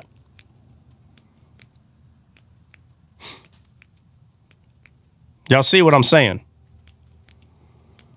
Damascus is mentioned this much. 100%. Yeah, Damascus is mentioned this much. And then it starts describing this long way of like reaping and gleaning. It goes all the way back to what the whole Bible is constantly talking about. It goes back to that. All right, so let me just continue, because how many? I think it's like 18. Oh, 14. Okay. All right, and it says, let me just go through it again. Starting at 11. Let me go, because all right, we already talked about strange slips. So it says, in the day thou shalt make a plant to grow. I already read that. Sorrow. 12 says, woe to the multitude of many people which make a noise like the noise of seas. In the book of Revelation, what does it say about the sea?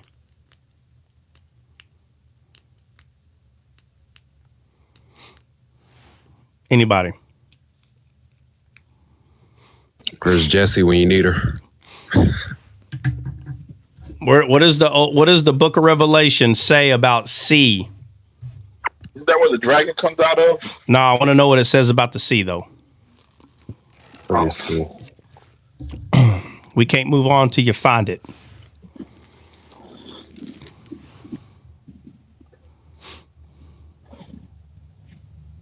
Is it the words like speaks about the crowd of people? The sea is like a crowd of people. No, I don't mean. Right now, I'm not talking about what it represents. I'm talking about what does it say about the sea, about it, the sea itself, not what comes out of it, not what it means. What does it say about it?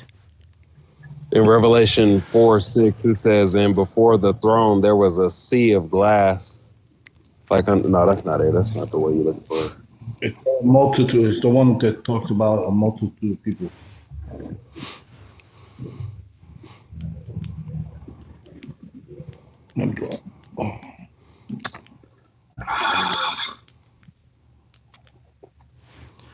Revelation 7:3 saying, "Hurt not the earth, neither the sea." I got Revelation 10. Oh, hold on. Revelation 8:8, and the second angel sounded, and it were a great mountain burning with fire cast into the sea, and the third part of the sea became blood. Nope. Brother, 17:15. Go to 17:15, somebody, please. Okay, so Revelation 21:1 says, "The sea is no more in the new heaven and the new earth, and I saw a new heaven and a new earth, and the first heaven and the first earth passed away, and there was no more sea." All right, so read that from the beginning. Read it again. It says, "And I saw a new heaven and a new earth." All right, this is John. This is John, right? Yeah, of course, all right. Yeah. Okay. And I saw a new heaven and a new earth, and the first heaven and the first earth were passed away, and there was no more sea. Is that it? Is that all that verse says? Let me go to a different version. No, that's fine. That's fine. Read. No. That's it. That's what it says about the sea. Okay. Read the verse after. All right. It says, heaven and new earth and new. And see, it says, "I saw the holy city, the new Jerusalem, coming down out of heaven, prepared as a bride, beautifully dressed for her husband.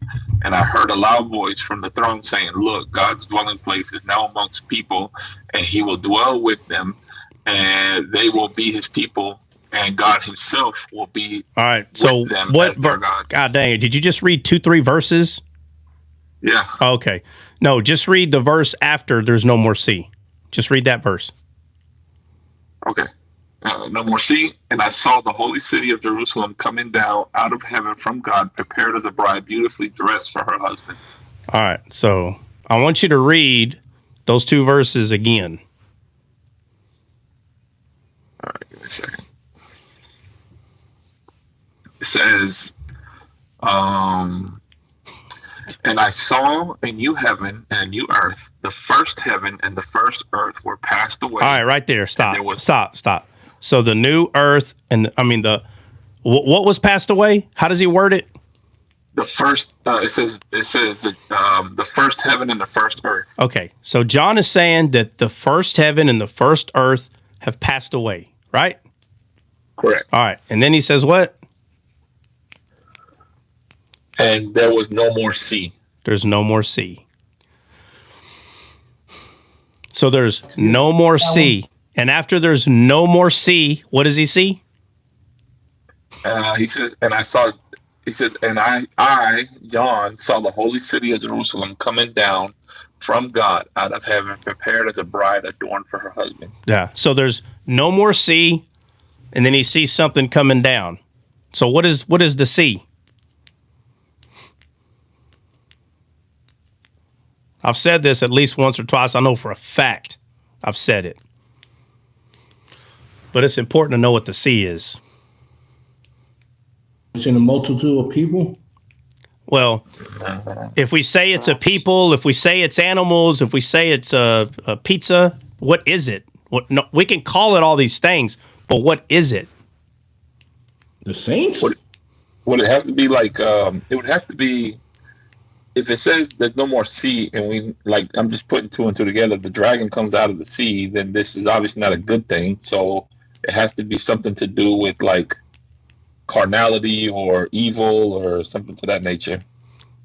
Yeah. So it should be clear that it's nothing good, because after he says there's no more sea, what does he say he sees? The New Jerusalem and the new holy city. Yeah. Right. And then, well, how does he describe it? The New Jerusalem, what?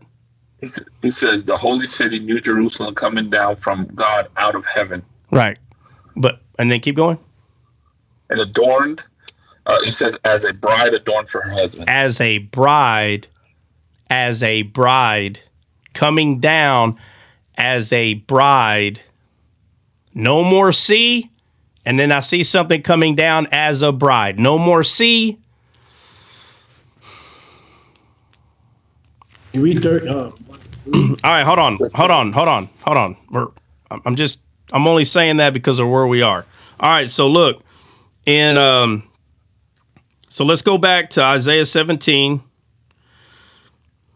and it says right here, this is 17:12. Woe to the multitude of many people which make a noise like the noise of the seas, and to the rushing of nations that make a rushing like the rushing of mighty waters.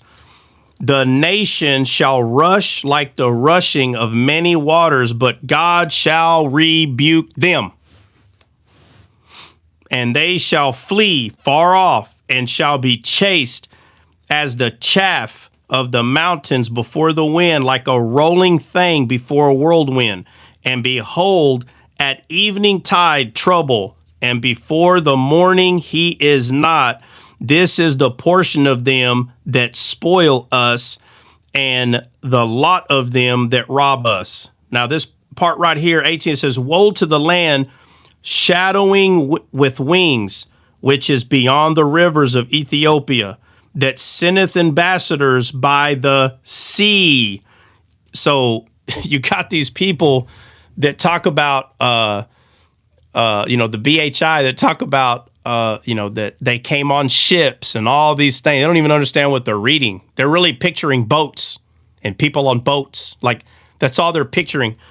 But it says, the sea, even in vessels of, it says, bulrushes upon the water, saying, go ye swift messengers to a nation scattered and peeled, to a people terrible from the beginning, here thereto, a nation meted out and trodden down, whose land the rivers have spoiled.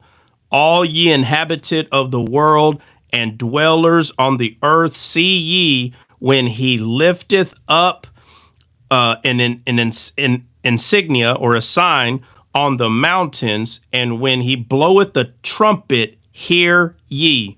For so the Lord said unto me, I will take my rest, and I will consider in my dwelling place like a clear heat upon herbs, and like a cloud of dew in the heat of harvest. So the sea, this sea is people. That's what the sea is. So the Bible calls, what are the names of people who are saved in the Bible? What are the names? Beloved. I'm sorry. Oh, you're good. That's good. Saints, beloved. All right, hold on. Let me. Whoa, how'd that happen?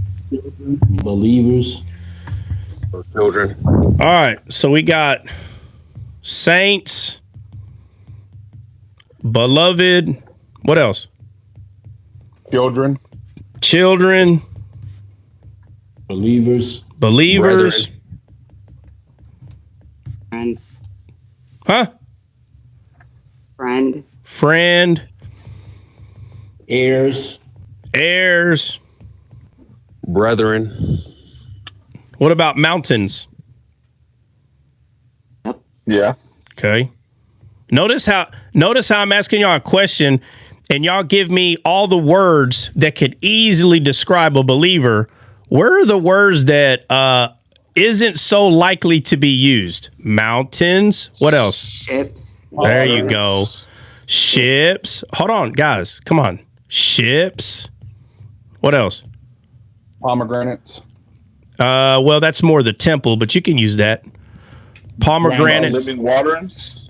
Yep. Branches. Yep. Living water. Branches. Branches. Trees. Right. What about soil? What about land? What about ground? What about heart? All right. So now What about water? we could, What about water? Well, in context, water, but the word living water. Okay, the word living water. I was just thinking of when they threw when Moses threw the rod into the bitter water, it made it sweet. Yeah, but that's focused on the rod.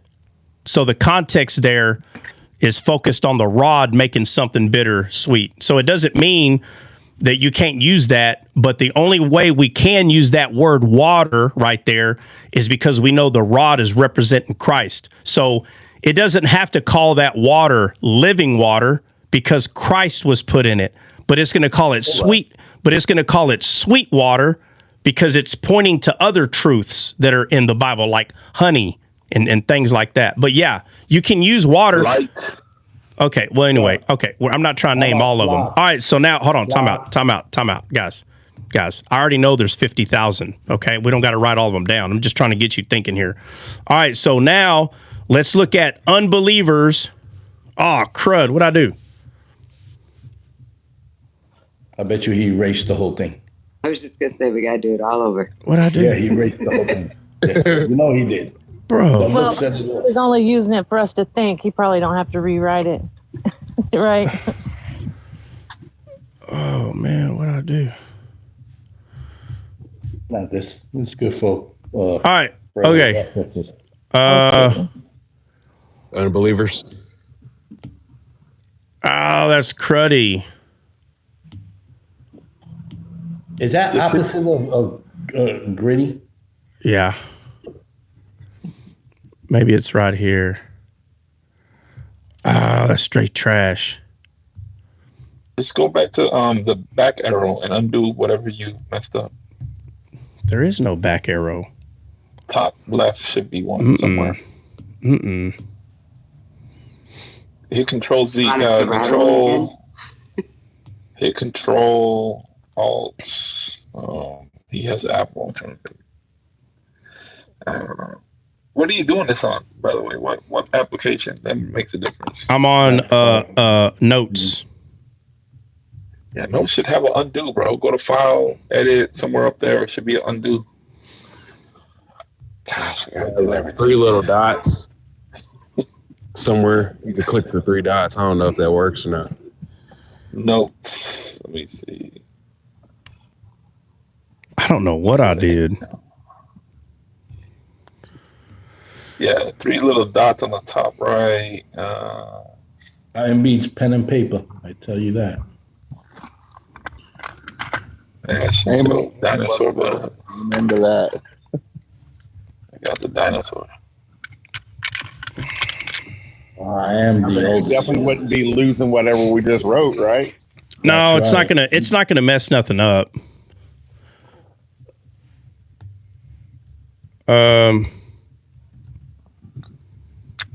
It just makes me mad because I do tell you what, you get accustomed using the tablets for the Bible or the apps, man. And I gotta start getting back into the physical Bible. All right, Trot. So it says you can use the undo or redo buttons on the top of the screen. Shake your device to trigger the pop-up menu, or use 3-finger gesture. So use 3 fingers downwards on your iPad.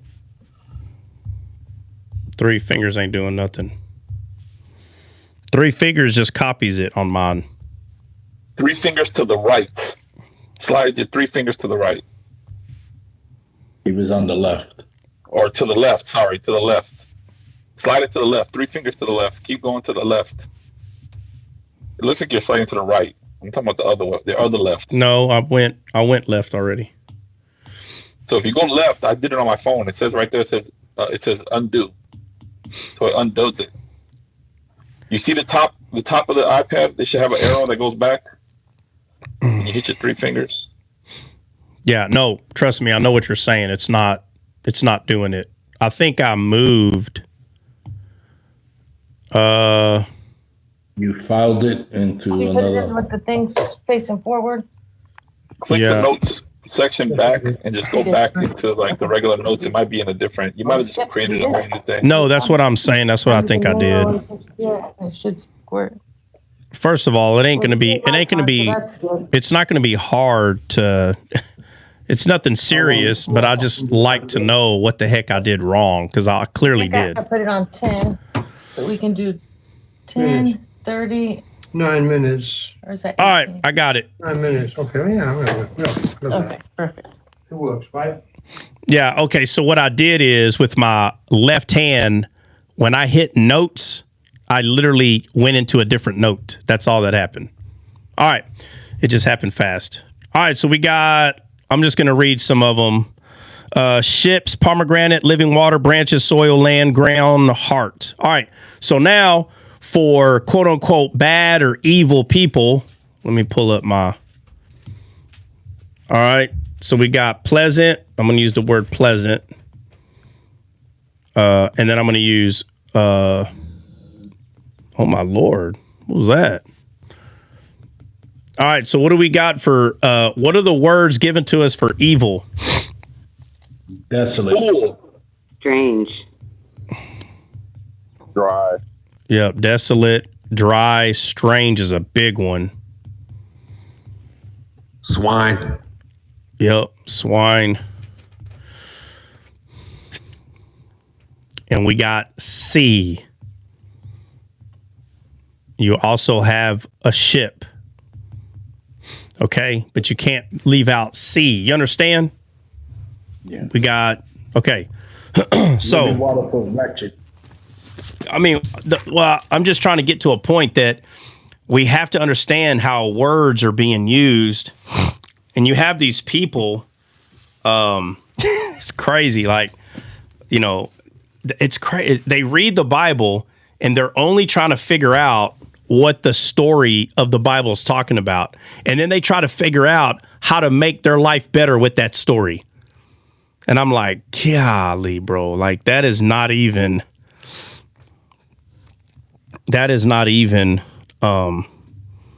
what the Bible's trying. The Bible is, the whole thing is the gospel, the entire thing. I hear people all the time saying that when they get on, when they get on TikTok or whatever, they don't hear nobody talking about the gospel. And I'm like, well, what's the gospel? They think the gospel is only using Matthew, Mark, Luke, and John. I've talked to these people to their face. I said, bro, you're telling me the gospel's not in the Old Testament? Oh, no, it's in there. But they hardly ever use it. And it's like, bro, what you're claiming how beautiful the Bible is, you don't even see how beautiful it is, bro. These are the same people that will tell you how beautiful the gospel is.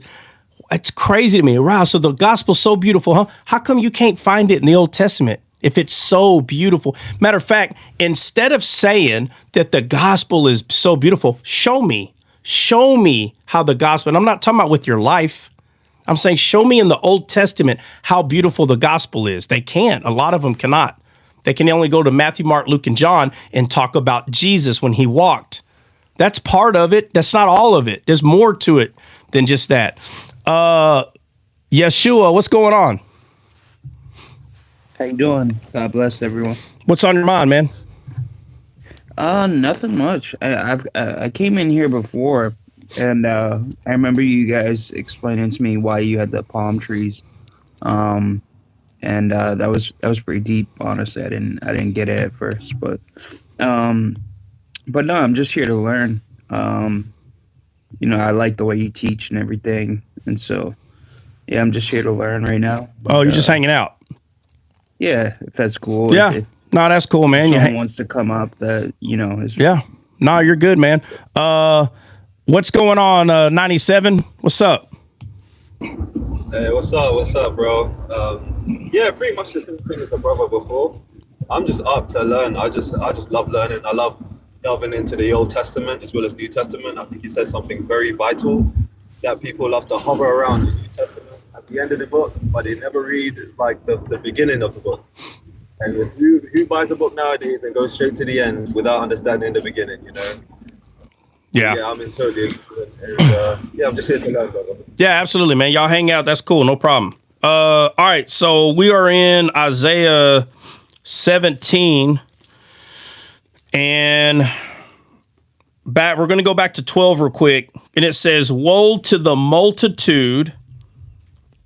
Okay. And when you go to the multitude, it should be talking about like a loud noise. Okay. Let me just read. It says, woe to the multitude of many people. It's talking about the loud noise of this people. Oh, matter of fact, you know what?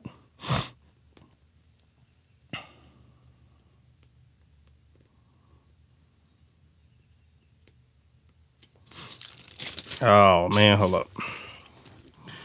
I got one to say that the murmurers, the rush, and the sound. Yeah, that's it. Thank you. The murmurers. If you remember, the people who murmured, right? Those are considered the sea, the murmurers. That is considered the sea, a loud noise of a multitude of people. What does the Bible say when it talks about a great multitude? Jesus was around them. I got a couple of stories in my head. Does anybody remember one of them? The feeding, the simple one is the feeding of 5,000. Yeah. What does it say about the multitude? They found them, they lay down on green grass or pasture. Yeah, but he tells, they all wanted to make him king. The multitude did. Y'all remember that? Anybody? Yeah, of course. Yeah, so they wanted to make him king. Yeah, the multitude wanted to make him king. How come the disciples didn't want to make him king?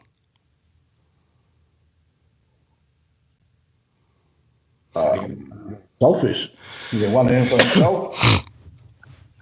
No, because people that are understanding what the Bible is showing is these people, and Jesus says it, you only want to make me king because I feed your belly. Oh, that's right. You just said that. Yeah, they follow me for the fishes. And yeah, so he's pointing out the belly. He's showing you the difference between the sheep and the goats right there.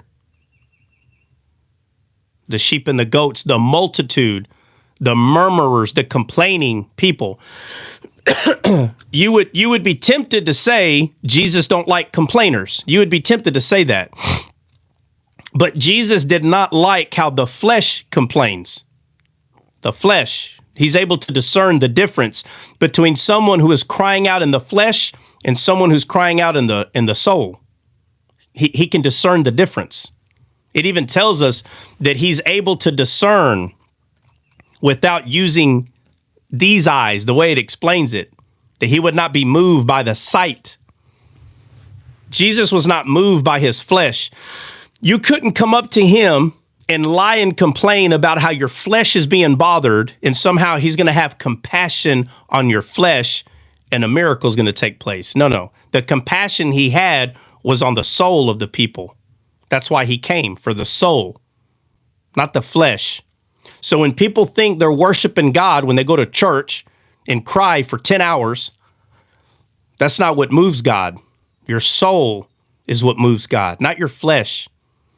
Your flesh is already a corrupted thing. There is nothing about your flesh that God has mercy on. He doesn't have mercy on your flesh.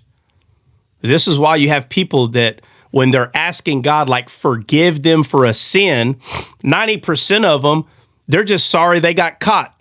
They're not sorry. There's a difference. Your soul crying out for a change in its life than your flesh crying out because it doesn't want to sit behind bars. There's a difference. It's not the same thing.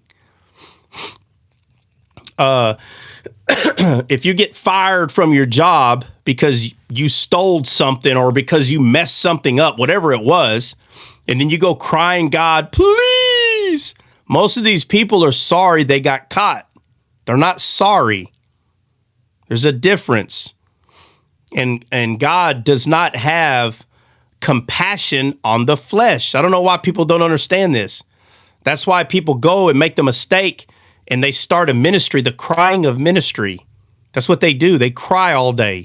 They murmur and complain. That's all they do. Instead of reaching out and taking what God has already given them, they're the sea of the world. Do you understand? They're the multitude, the sea. In the book of Revelation, what does it tell us happens to the sea? Disappears. It's not here anymore. The murmuring, the complaining, the fake, I'm sorry, it's not going to be here anymore. It's not here. Right? The only noise of water we'll hear now is the living water, which is the word of God.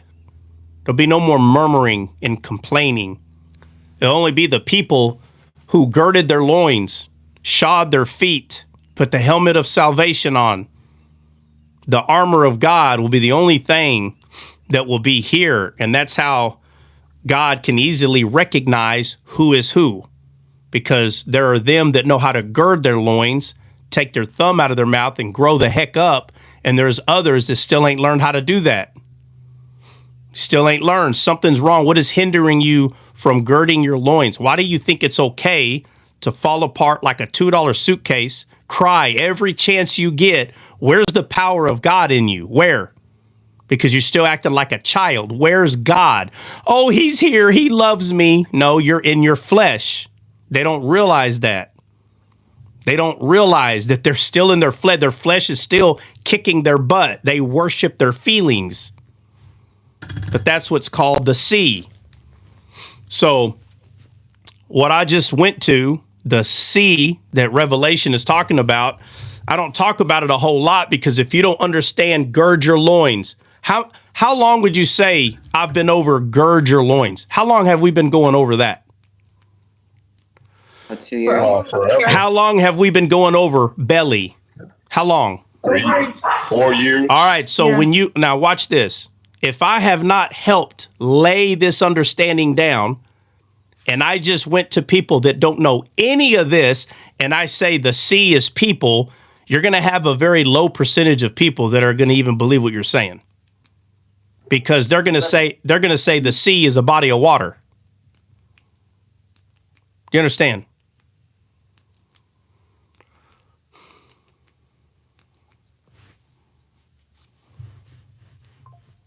Or no, you don't understand? You do understand? No, we get it. We get what you're saying. Yeah. So when everybody's like, let's go to Book of Revelation, look what I had to go over to explain the iron rod, the sea.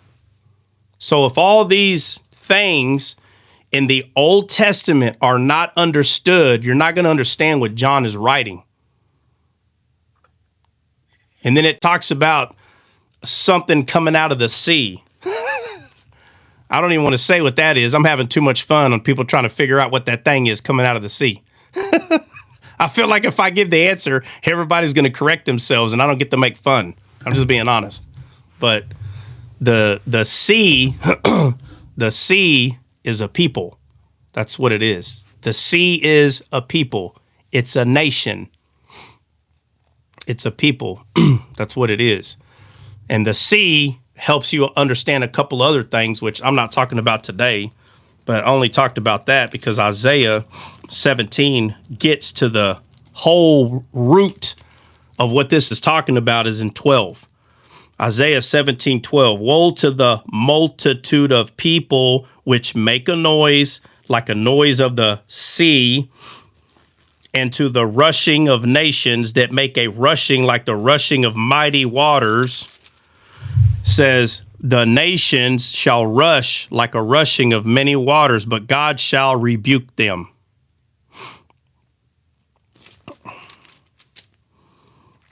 All right, so... All right, well, I went over it deep enough without like pointing some things out, because there's a lot of things I could point out, but I kind of made it easy, to be honest with you. I went over this sucker slow.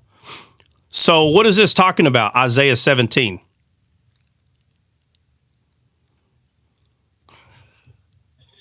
The gospel, I guess. It pulls back down to the gospel. He said the gospel.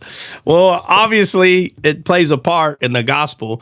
But Isaiah 17 is the removing of the sea, which is in the book of Revelation. That's what this is.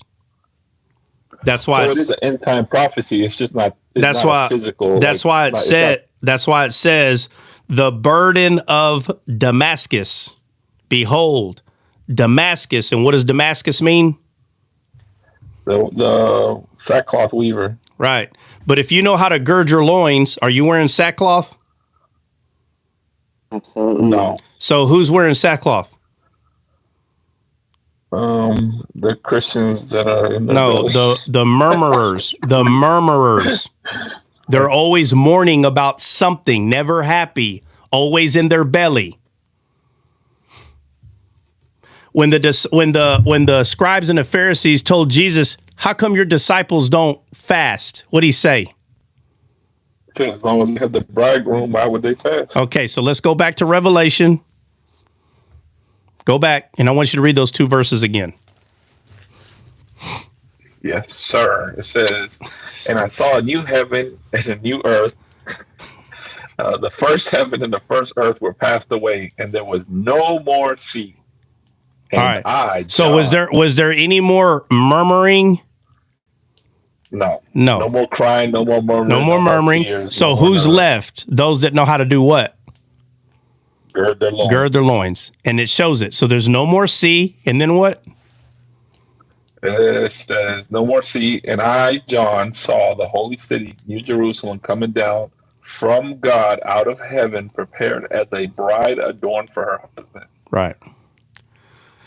Right. So now the bride is perfect. There's no more sea. The multitude is not there anymore. The multitude, they're not there.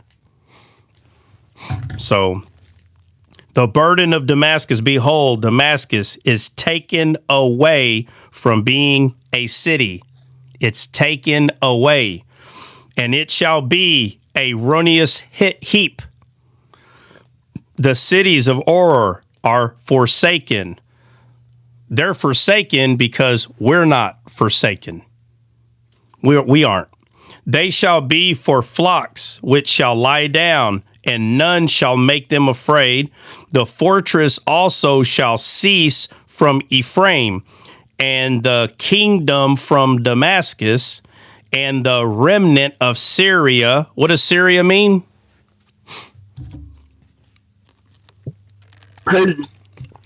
Huh?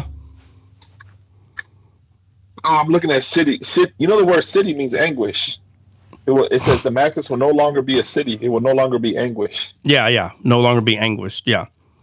But what about you said Syria? Yeah, Syria. What verse is that in? 3, 7. Exalted. What? I think he said exalted. I don't know. Both of y'all are talking.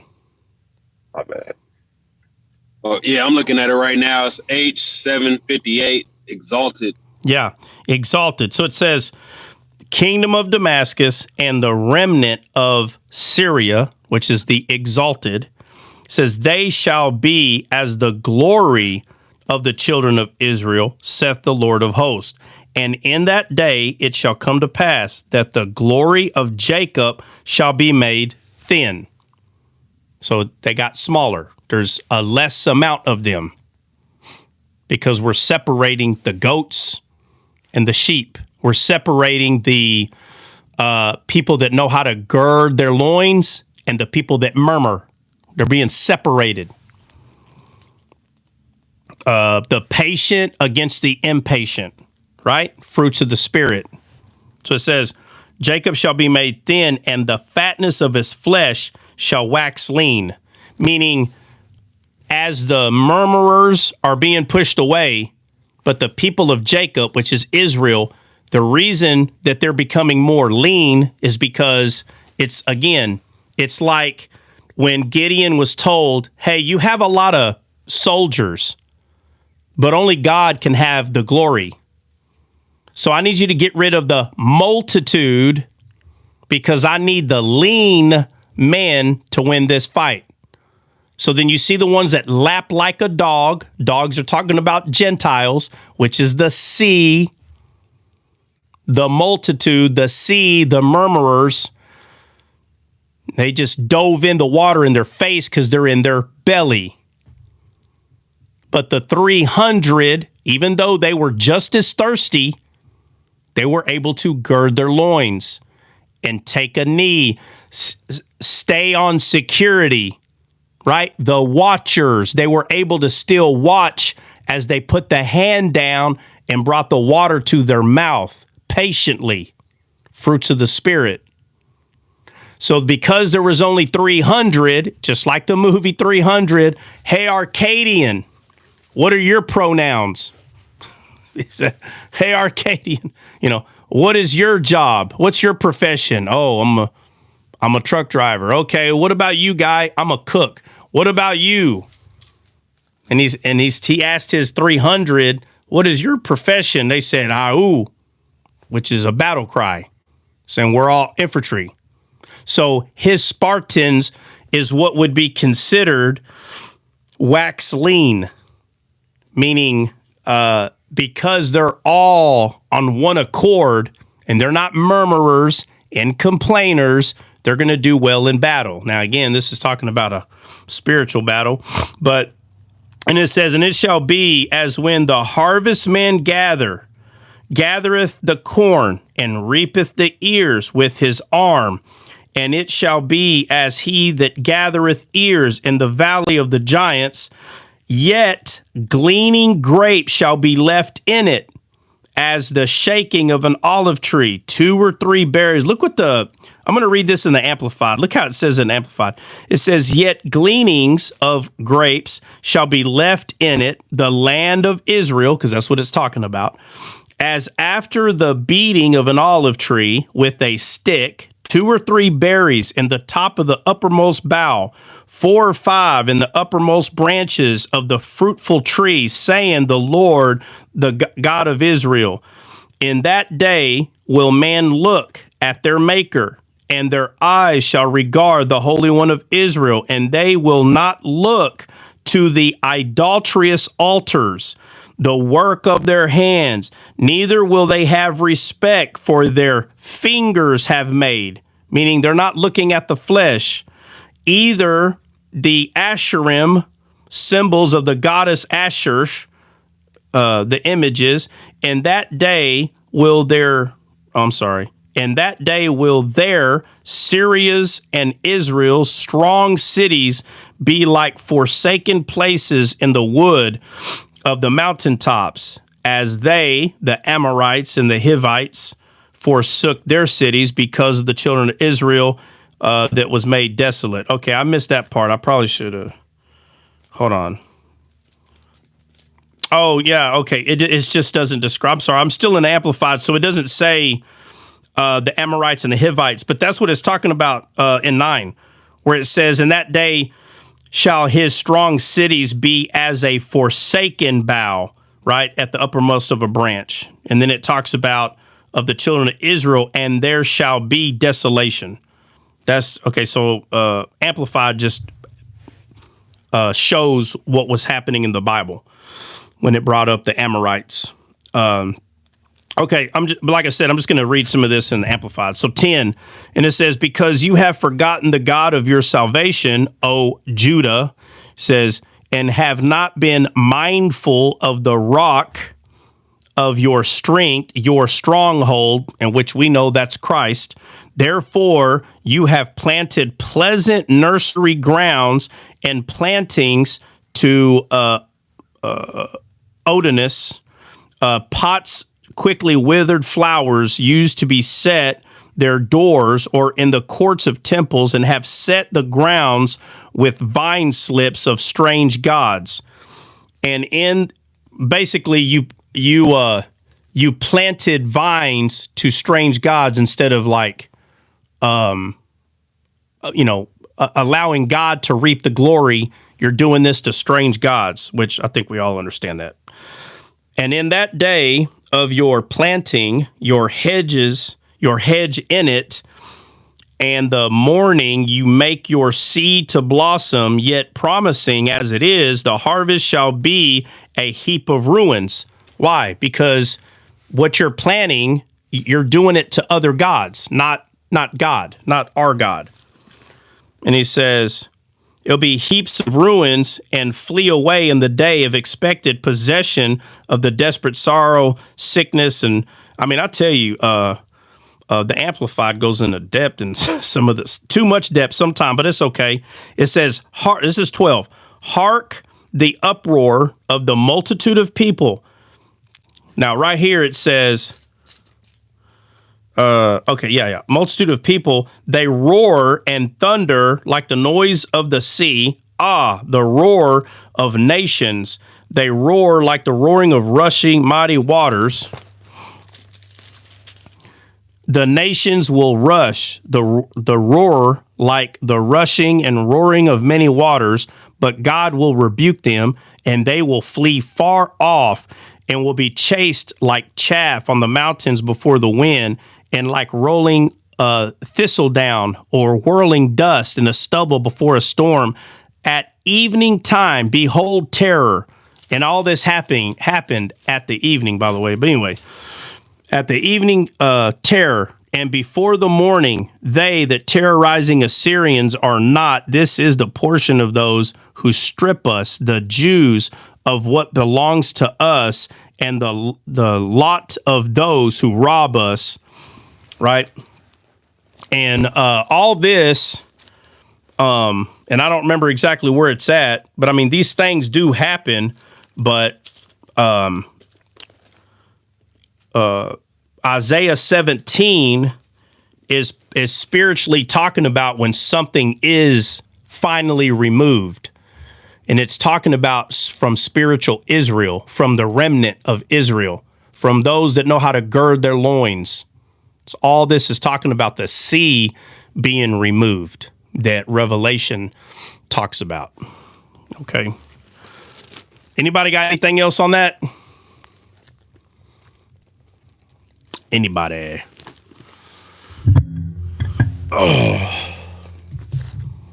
What are y'all doing? Taking notes so y'all can go to a live and argue about Isaiah 17? Why is everybody so quiet? Oh, I didn't know you was talking to me. Oh. Let's see. No, I'm just looking at that, how, and then we, how it continues on all the way to 19, and then, how it speaks with as it goes through, with Egypt, and he deals with Egypt and them. Hold on, who's that?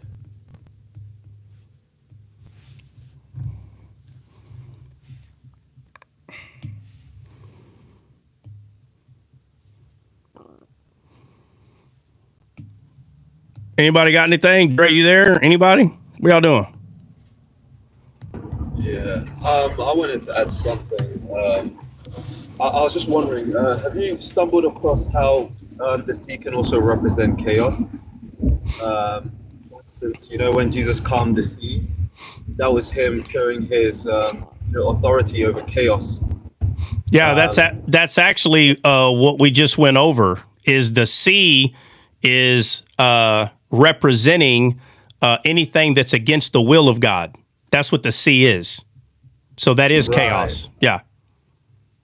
Yeah. Awesome. Got you. Yeah. So like if you want to talk about this, referring to when Peter was walking on water, And it says, that Jesus was already on the water, and Peter says, if that's you, beckon me to come. I mean, it's so funny because Peter could have handled this anyway, but he's like, hey, if that's you, tell me to come anyway. So he comes.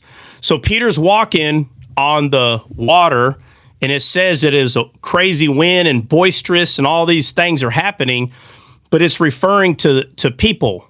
It's always referring to anything that's against the will of God. And Peter, as long as his eyes was on truth, that he was walking on water, because Peter did walk it.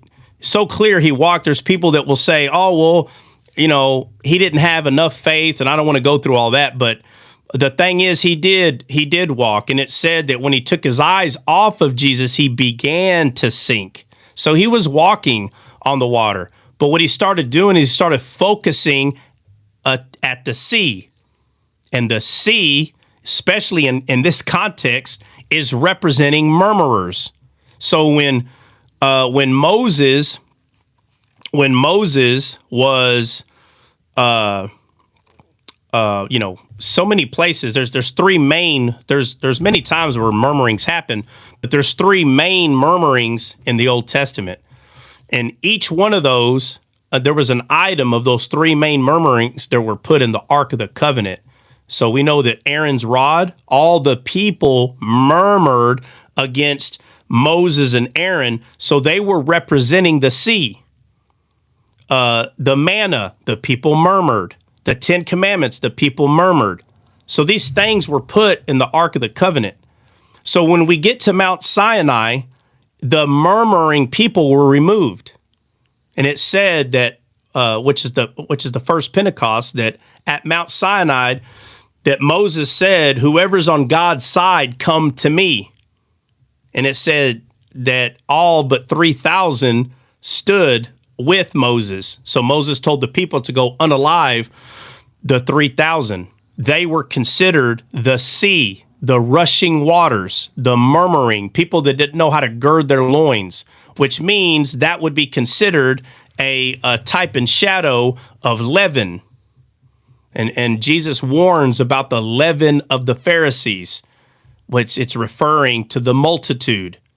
So the multitude is, and I don't want to say it this way and freak anybody out, but it always looks like there's more people in the world that are against you. But in the story where where he praised that the young man's eyes were open, there were actually more on his side than there were in the physical realm, what he could see. There was more. There's always more of us. But in the time being, they are the multitude. They are the sea, the murmurers, those that don't know how to gird their loins. So there's many names we can give the sea. We can call it chaos. We can call it all these names. But what it does 100% mean is it's against the will of God. So it's antichrist. That's what the sea is. The sea is the antichrist. That's what it is.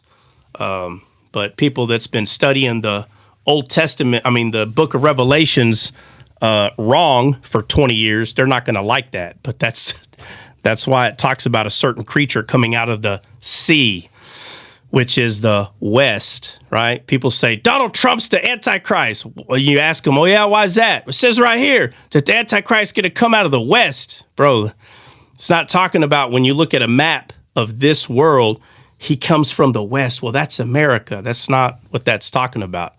In the Bible, spiritual things come from the East, and the things of this world come from the West. So the West is the fallen world.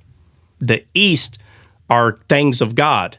That's why Moses had to face the East when he spoke to God at the Ark of the Covenant.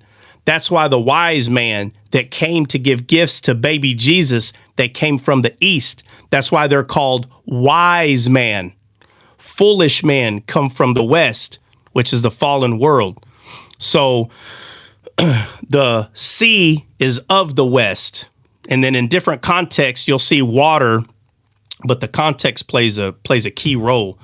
If you see strange fire, strange water, strange, that word strange helps show in context what this actually is. That's just one way of saying it. So yeah, sea can be chaos, but that's because it's representing the opposite of God, the Antichrist, against the will of God. It was God's will that Peter walked on the water, but the sea was roaring against it to happen, which is referring to people and out of God's order. Yeah. Anybody else got anything to add or say or? I just have a question. So I definitely understand what you mean by that. So do you believe that that Jesus actually walked on water, but it also represents that? Are you a Christian? Are you also? Hey, Yeshua, you're kind of breaking up. Are you a Christian? Oh, sorry. Hold on one second. Yeah, of course. Okay, so you're asking if Jesus actually walked on water or not? Yeah, well, I'm saying I believe Jesus walked on water, right? Okay. And I hear you talking about the representation or how it represents like a multitude and the murmurers and things like that. So I'm just wondering, do you mean that it represents both? Like it means both, like he actually did, or are you saying that it's not literal? No, he actually did walk on water. Okay, amen. But there's a representation of what that is. That's what I thought. Yeah. Okay. Yeah. Cool, So him and Peter both walked on water. In the book of Numbers, it talks about a donkey talking. Mm-hmm. Right? The donkey literally talked. It spoke, just like the Bible says. But spiritually, it means something else at the same time. So there's a duality. So you have the black letters on the white page, and then you have the Word of God. And the Word of God is what needs to be shared, not the black letters on the white page. Any atheist can pick up the Bible, but they won't see the Word. Just like Saul of Tarsus. Saul of Tarsus was a Pharisee of Pharisees. No one needed to teach him what the black letters on the white page said, right? Mm-hmm. But he didn't know what it meant. He thought he did. Right. He thought he knew, and he knew it very well. He would teach people what the black letters on the white page said. So he was a Pharisee. So he taught people what these things mean. But he didn't know what it really meant. But when he met Jesus, all of a sudden, he starts seeing the scriptures different. He starts calling women mountains. The Old Testament scriptures does not call women mountains. So either Paul is making stuff up or he can see different, one or the other. But to say he sees the same is a lie. It's a complete lie. He did not see the same. If he would have saw the same, then he would have still been teaching Pharisees how to be Pharisees, because he already knew the black letters on the white page. The black letters on the white page is not the Word of God. The Word of God is when he started understanding the parabolic and allegorical language, the types and shadows. Now he understood. Before he did not. So when people say that he knew the black letters on the white page, and then now he knows Jesus, now he's able to give validity to the black letters on the white page, it's a complete lie. He did not give validity to the black letters on the white page. He only gave validity to Christ that were in the black letters on the white pages. That's what he gave validity to then. Now, after he started studying the Word, when his eyes became descaled. When he became descaled, he went to the desert, and the only thing that he was trying to understand was Christ, the thing that he was fighting against, which was happening through pride, right? So in the book of Job, it talks about the Leviathan, and it says that his scales are so tight together that not even air can penetrate him, which that air is referring to the Word of God, the Spirit. The Spirit can't get to it because of pride. And that's why scales fell off his eyes. It says like scales, Just like when Jesus received the Spirit, it says it was like the shape of a dove. It didn't have to be the exact shape, but it was like the shape of a dove. It doesn't have to be actual scales that fell off Paul's eyes, but it was like scales because he's not Satan. Paul was not Satan. Who is Satan is the Leviathan. Those are scales, the actual scales. He's already been given over to a reprobate mind. It's too late for him, but for us today, it's not too late. So the type of scales that fall off is not Satan himself, but it's going to be like scales. Like if there was something hindering you from seeing the word of God, but now that thing was no longer hindering Paul because the veil, like scales, has been removed because he understands that it was Christ the entire time. He just didn't understand. So, Unc, no, not those kind of scales, Unc. Not those kind of scales. Dragon scales, fish scales.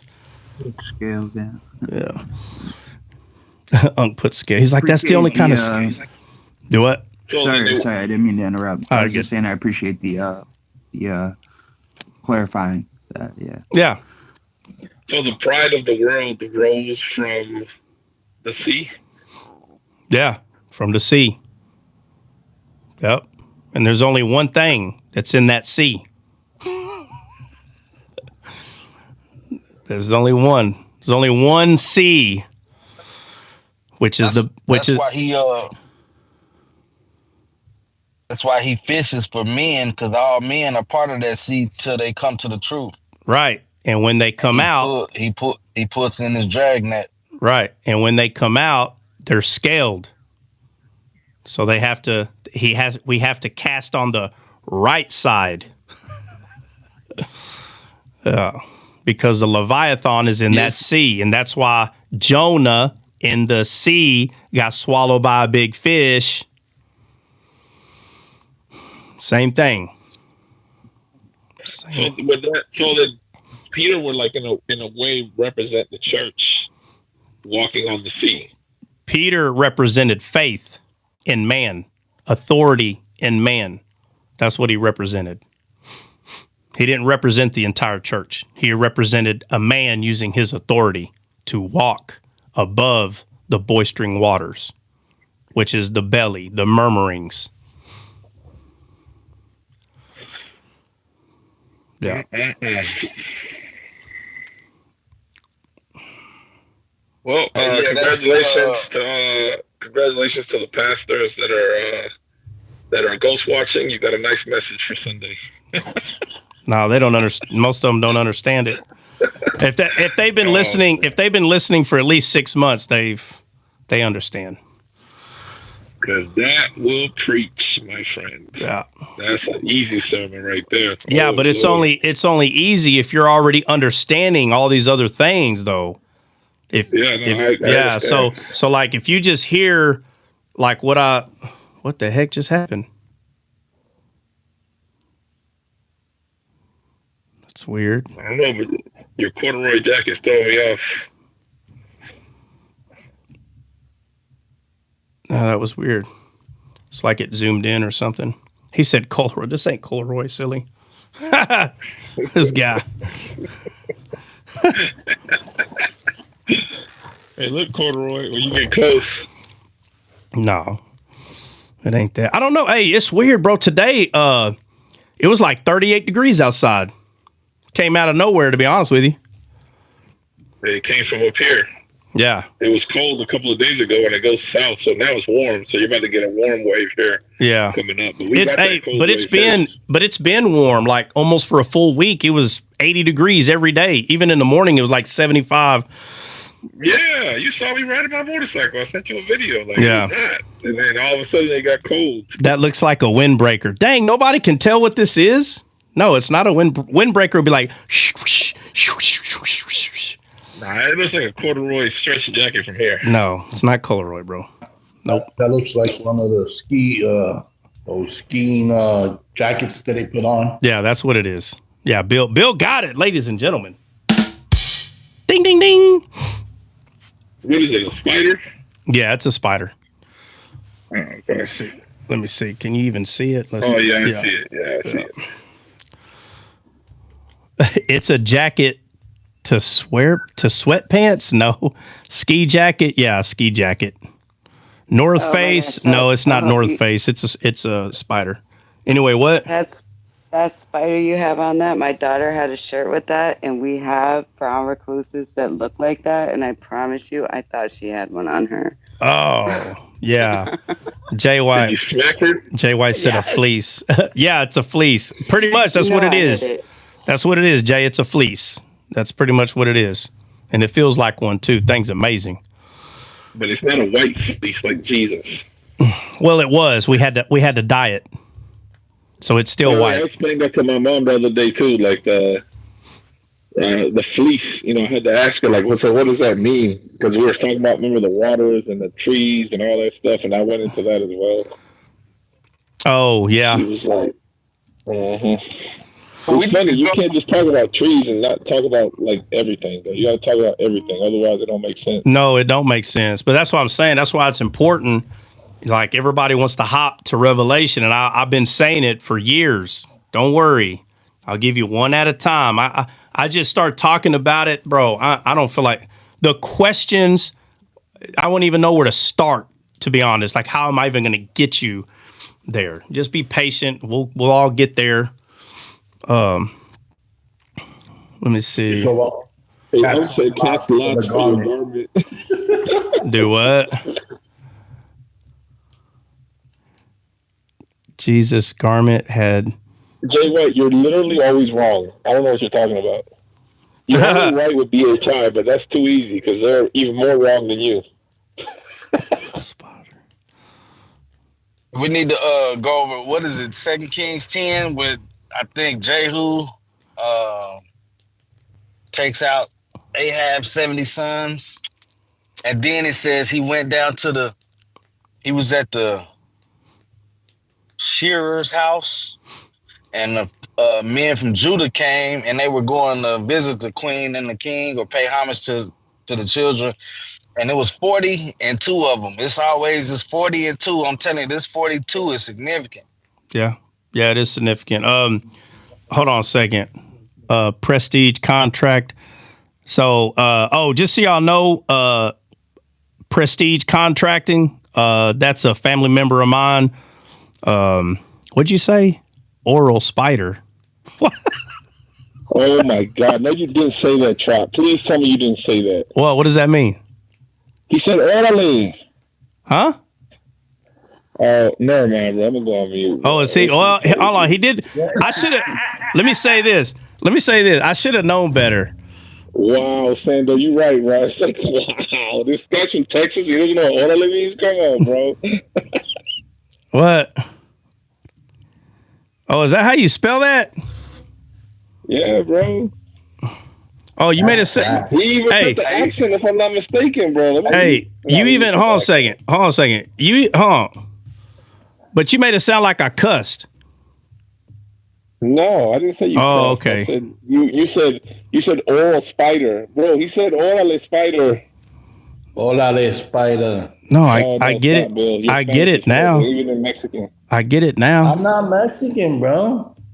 You don't Puerto Rican either. The way you speak Spanish, bro, I don't. Hey, listen. Hey, Trot's fake Spanish sounds better than your real Spanish. Bro, hey, listen, Dre, one day, bro, when I go to your family's church or wherever, I'm telling you, bro, once I get going, you're going to be like, bro, you're not bad. I'm telling you, I took 4 years. My Spanish is really not that bad. I just sound like a kid. I sound like a kid speaking, bro. You're gonna be surprised, bro. I guarantee you sound better than Bill. I promise you. Well, I don't know if I sound better than Bill, but I'm telling you, bro. 4 years, I learned a lot, dude. It's just I don't hang out with people that speak Spanish all the time. So, and and there's a lot that I mess up a lot, bro. Big time. Don't worry, we're setting up that conference. I'm actually meeting with my dad on Friday to set up the conference and finalize the dates. So I'm gonna be reaching out to you on Friday. Yeah. Let me see. What'd you say? Hey, Oak said you just didn't learn orale. Stupid.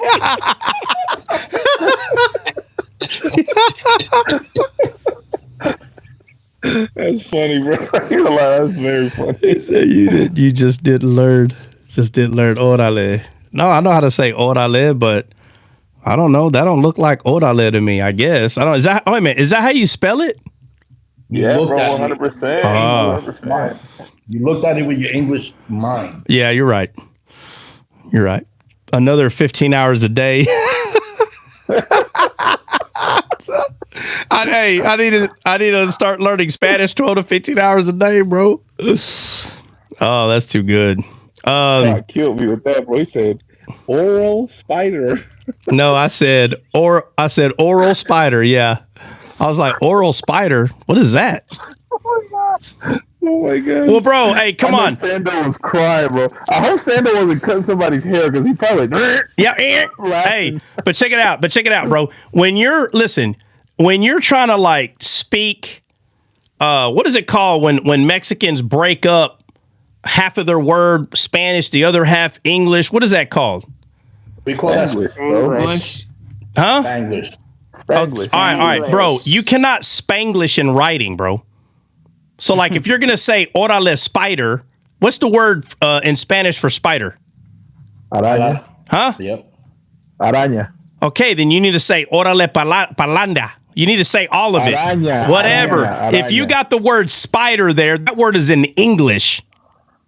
Come on. I'm just saying. But the thing about it is, I guess because if you're like a native Spanish speaker, like I caught it. I knew exactly what it was saying. He said, Hey, look, he put Texan. Yeah, that's right. It's speaking Texanese, Tejanese. Ain't Texas Tejano? How do you say it? Yeah, Texas. Texas. Hold on. Look at this. Serene, what she put better like. That's funny. See, I'm on the road right now. I get it. Texican. Look, there you go. On it, boy. Jesse's on it. What'd Jesse say? Araña. Dile a ese hombre que se pronuncia araña. What is that? Even Bill said it wrong. What is arana? What is that? Try this. This for try. Olale. What is that? No, it's orale. Man, which one is it, bro? Y'all told me the other one was orale. Is it this one or the other one? Oh, that's in English for you.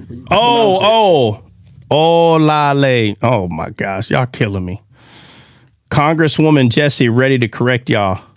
Odale with the D. Oda. Oh, I get it. Odale. There we go. You should have put some exclamation marks there, bro. Odale. Hey, what time you coming? Prestige? I'm gonna call you Prestige, not Prestige. Prestige, when you coming? I'm about to go mow the grass right now. How about that?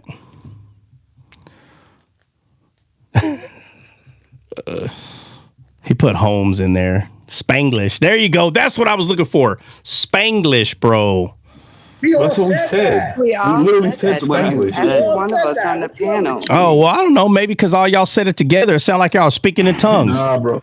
Y'all leave Trout alone, man. You don't got hit by too many IEDs, so he doesn't remember things. Easy. Be nice. Be nice.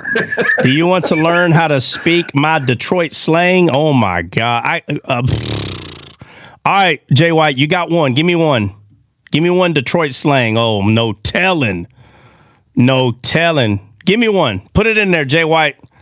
I'll be there. All right, I'll be done mowing by then, bro. She gonna say clean water.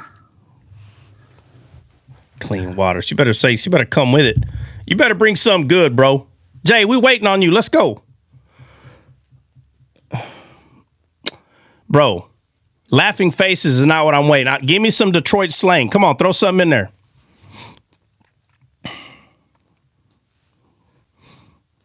What up, though? She gonna say, what up, though? No, don't say what up, though. Everybody heard that, bro. No, it's a certain way that people from Detroit say it. They don't say it like the rest of Americans, bro. Whatever. She give me something. No, I don't. No, that ain't good enough. I want something better than that. I don't want to hear no what up, though. Oh my God, Jay White, what are you doing? Getting your freaking Ebonics book? Come on, tell us. What is it? For God's sakes. Oh my goodness. I found out who the Antichrist is. Oh God, don't even talk to me about Antichrist. Lord have mercy. Look at the amount of followers Dre has. Huh? The followers. Look at the amount of followers Dre has. I don't know what that means. Oh my Lord. You're right, Dre. Too many IEDs. He said, oh my Lord. He said, look at the amount of followers Dre has. I've seen it. What's the point? You seen his followers? The actual number. Oh. You seen what, Tribe? What did you... Oh, okay. What did you see? He said, I seen it. Tell us what you see. Okay, hold on. I don't know how long it's been. Hold on. Is it? Hold on, we'll be quiet. I don't know how long it's been 6666, but I've seen it be, 4 or 5. So I know there's not 50 million or whatever. So that's why I was like, let's use another precept because we also know he's a Nephilim. That's right, he is. Jay White, you're done, bro. You're done. I'm gonna teach y'all some Detroit slang. And I'm sitting here telling you to get into your freaking Ebonics book, and you ain't brought nothing, bruh. Jay, wasting time. It must have been 665 because I just went to go follow him. So on this he just became the Nephilim Antichrist. After we spoke about the seas. I'll give y'all one. Y'all ready for one? All right, send it. All right. What's the scope? Sorry, bring that one back, Benny, please. Bring it back. What's the scope? What's the scope? What's the scope? What does that mean? That's what we say. That's what we say sometimes. He said, "What's the scope? What the heck?" All right, hold on. Here she go. I put it in there. I will have to come up on the panel to say it, bro. Well, then come up. Are you listen? Then come up, bro. Why are you explaining to us what we know what you got to do? Are you at work? Is she at? Hey, so she can come up. Is she at work? I'm gonna drop. All right, so it don't matter who drops. Hey, get back in the box. It's all right, sis. I'll drop. No, you're good. They beat you to it. You're too slow. It's okay, Yeshua. Don't worry. It's okay. We got you, bro. Dre lost a follower already. J Dub. Jay, tell us. Can y'all hear me? Yeah. Can y'all hear me? Yeah. I said we about to go to the spiggity. We're about to go to the what? To the spiggity. To the spiggity. All right. Hey, Jay, let me tell you. Hold on a second. Let me tell you what. Hold on a second. Hey, you got background noise. Lower your radio down or whatever that is. You got background noise. Lower your radio down. All right. Yeah, mute. All right. So I'm going to tell you what that sounds like, what I just heard. Okay. So growing up in like 8th grade, we played football. I believe it's called the Cunha. Okay. That's what we called this battlegrounds down there. And we would have to put water tees in the ground. And they were made out of PVC pipe. So if you leaned on it, bro, a whole team could bust that easy. There'd be water shooting out of the ground and everything. Anyway, I literally just heard a bunch of guys that were tired, that been running around for 2 hours saying that they needed to drink some water, okay? But they're saying water tea. But because everybody's saying it at the same time, they're saying spiggity. All I heard was a bunch of people saying, let's go drink from the water tea, bro. What the heck did you just say? Because I know that ain't what you said it right. It's spiggity. You right. We about to go to the spiggity. Who at the spiggity? Y'all roll by the spiggity. See who over there? What's the spiggity, bro? It's the spiggity hot. Y'all I see the boys riding around. We about to go to the spiggity. Somebody hit the block. Make sure the boys are around. Bro, the spiggity is the water spigot where everybody goes and drinks water on the football field. So tell me. Not up here. It's the spot. They're going to drink that carnal water. Oh, the spot. So the spit. Hold on a second. So the spiggity is where everybody's hanging out. No, Oh. it's where everybody come for about 2 seconds, make a transaction, and leave. Oh my Lord, have mercy. Well, I'll tell you what. Hey, I knew where the spiggities were because I was taking you to jail every week. Somebody was going. Hey, I never heard anybody call it the spiggity, but if I did, I'd have been like, you spitty, go to jail. We had pigeons on the corner. Huh? We had pigeons on the corner watching for that. Okay, well, see, I know what pigeons are, though. See, so the pigeons went too. So your lookout went. All y'all, the pigeons went to the spiggity as well. You hear me? Not when the pigeons is 12 or 13 years old. They just calling their big sibling. Don't worry about it. I just throw candy at them. Everybody going. I throw that candy on the ground. They're going to be picking that up for a minute. Everybody's, we spin to go to jail. He said the pigeons. I know what a pigeon is. We would scream out, bajando. That's all right. Hey, the pigeons y'all used, I used the same pigeons. Same ones. They were my pigeons too. These pigeons stand on the corner and ride their bike and they look out for the older folks. That's right. That's what they say. But they my pigeons too. They were. I said he got the pigeons in his pocket. That's right. Hey, what was your answer? What was the answer you gave for the one I gave you? What's that? What's the scope? Okay, now, I didn't get to because it sounds like you're asking for the basketball game score. Okay, that's what it sounds like. But that's not it. Well, I know that's not it. But if I was to guess, if you tell someone, what's the scope? The skull or the scope? If you're asking like somebody, score, hey, score, like what he said, like the score. Yeah, score. Yeah, so if you say, what's the score? I guess I would be saying, it's got to be one or two things. It's got to be, did you pick up the mass amount of the powdery substance so I can go make some dough? Or somebody did like a break-in and I want to know, hey, what we get? What's the lick? No? Give it Grace got it. What is it? It's like, what up, no? Yeah. Oh, so what's the skull means what's happening? Oh, man, what the heck? Like what's the deal? Like what's the deal? What's the skull? Oh, my God. Y'all making my brain hurt. Yeah. Hey, look, did y'all hear how Florida, what they describe this powdery substance? You know he from the other side. Do what? What? Yeah, he did. What happened? The way you just described the powdery substance. Yeah. What? I know. What about it? Oh, to make the dough. No. What? No. Jay, what's the conclusion of that? The way I said it. What about the way I said it? It lets me know that you was not finna answer Benny's question right when you said that. Didn't have the preset. You're not gonna answer the question right. Hey, hold on now. I pick up on some of them, bro. Let me tell you this, bro. When you're in the game, bro, you know all the words. Y'all just change it every week. You got to be hip to the game, man. Y'all change it every week. That's it. That's all it is. Now you got to understand, I personally had not been doing that specific job for years, so the name's already been changed 50 times already. You know, but it'll circle back more than likely. We're gonna circle back around. Jay, you at work or what?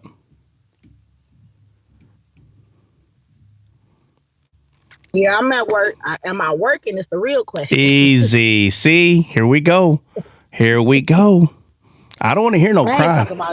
I don't want to hear no crying. Hey, you better do what you said you were going to do to get paid. What the heck is that, bro?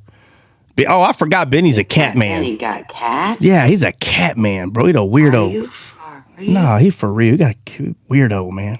Oh, Nina, I sent... Nina. She laid her head on me like that. Oh, my God. Lay your head on my shoulder. Oh, Lord have mercy.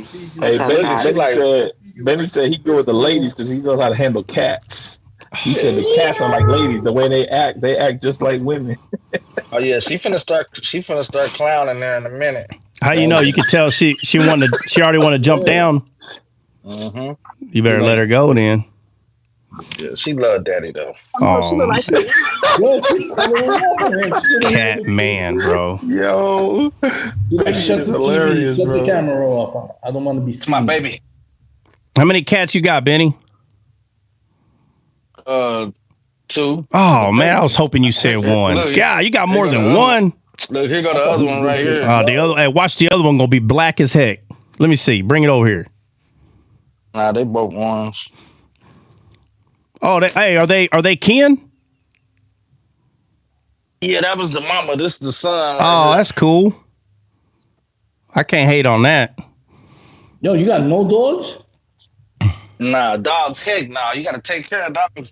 You see these cats? They stay outside. I just put some water in some food right here, and they good. Hey, man, this dude said you gotta take care of dogs. Yeah, you do, bro. They got good children. That's what I came out here for, to give them some food and some water. Hey, I ain't lying. I ain't lying. I was hoping you had either a black or like a gray and black cat, because I was gonna say you got freaking Harry Potter stuff going on at your house, bro. Gryffindor, Slytherin. Other than that, if they want to see me, they gotta come to the glass. That's it. They don't go in the house, huh? Nope. Ah. They got too much hair. They shed too much hair. Yeah. Oh, she Your finna jump wife on him. likes Watch. the cats too, Benny? He finna jump on him. Watch. How you know? Play. Watch this. Watch. You can already tell. Yeah, she don't like him around her at all. She don't like the sun? She like, you gave me this gut. Yeah, dog. He's going to postpartum. Yeah, she got postpartum. Oh, man, postpartum. All right, guys, it is 12 o'clock. I got to go. I got too much to do today. I got to go. So, what are we going over? Benny, you said you wanted to go over what tomorrow? 2 Kings. Yeah, I think it's chapter 10. Yeah. Yeah, you're on it. All right, let's see. The 70 sons of Ahab. Oh, yeah, Jehu. Mm-hmm. Yeah. All right. We'll pick up on that tomorrow.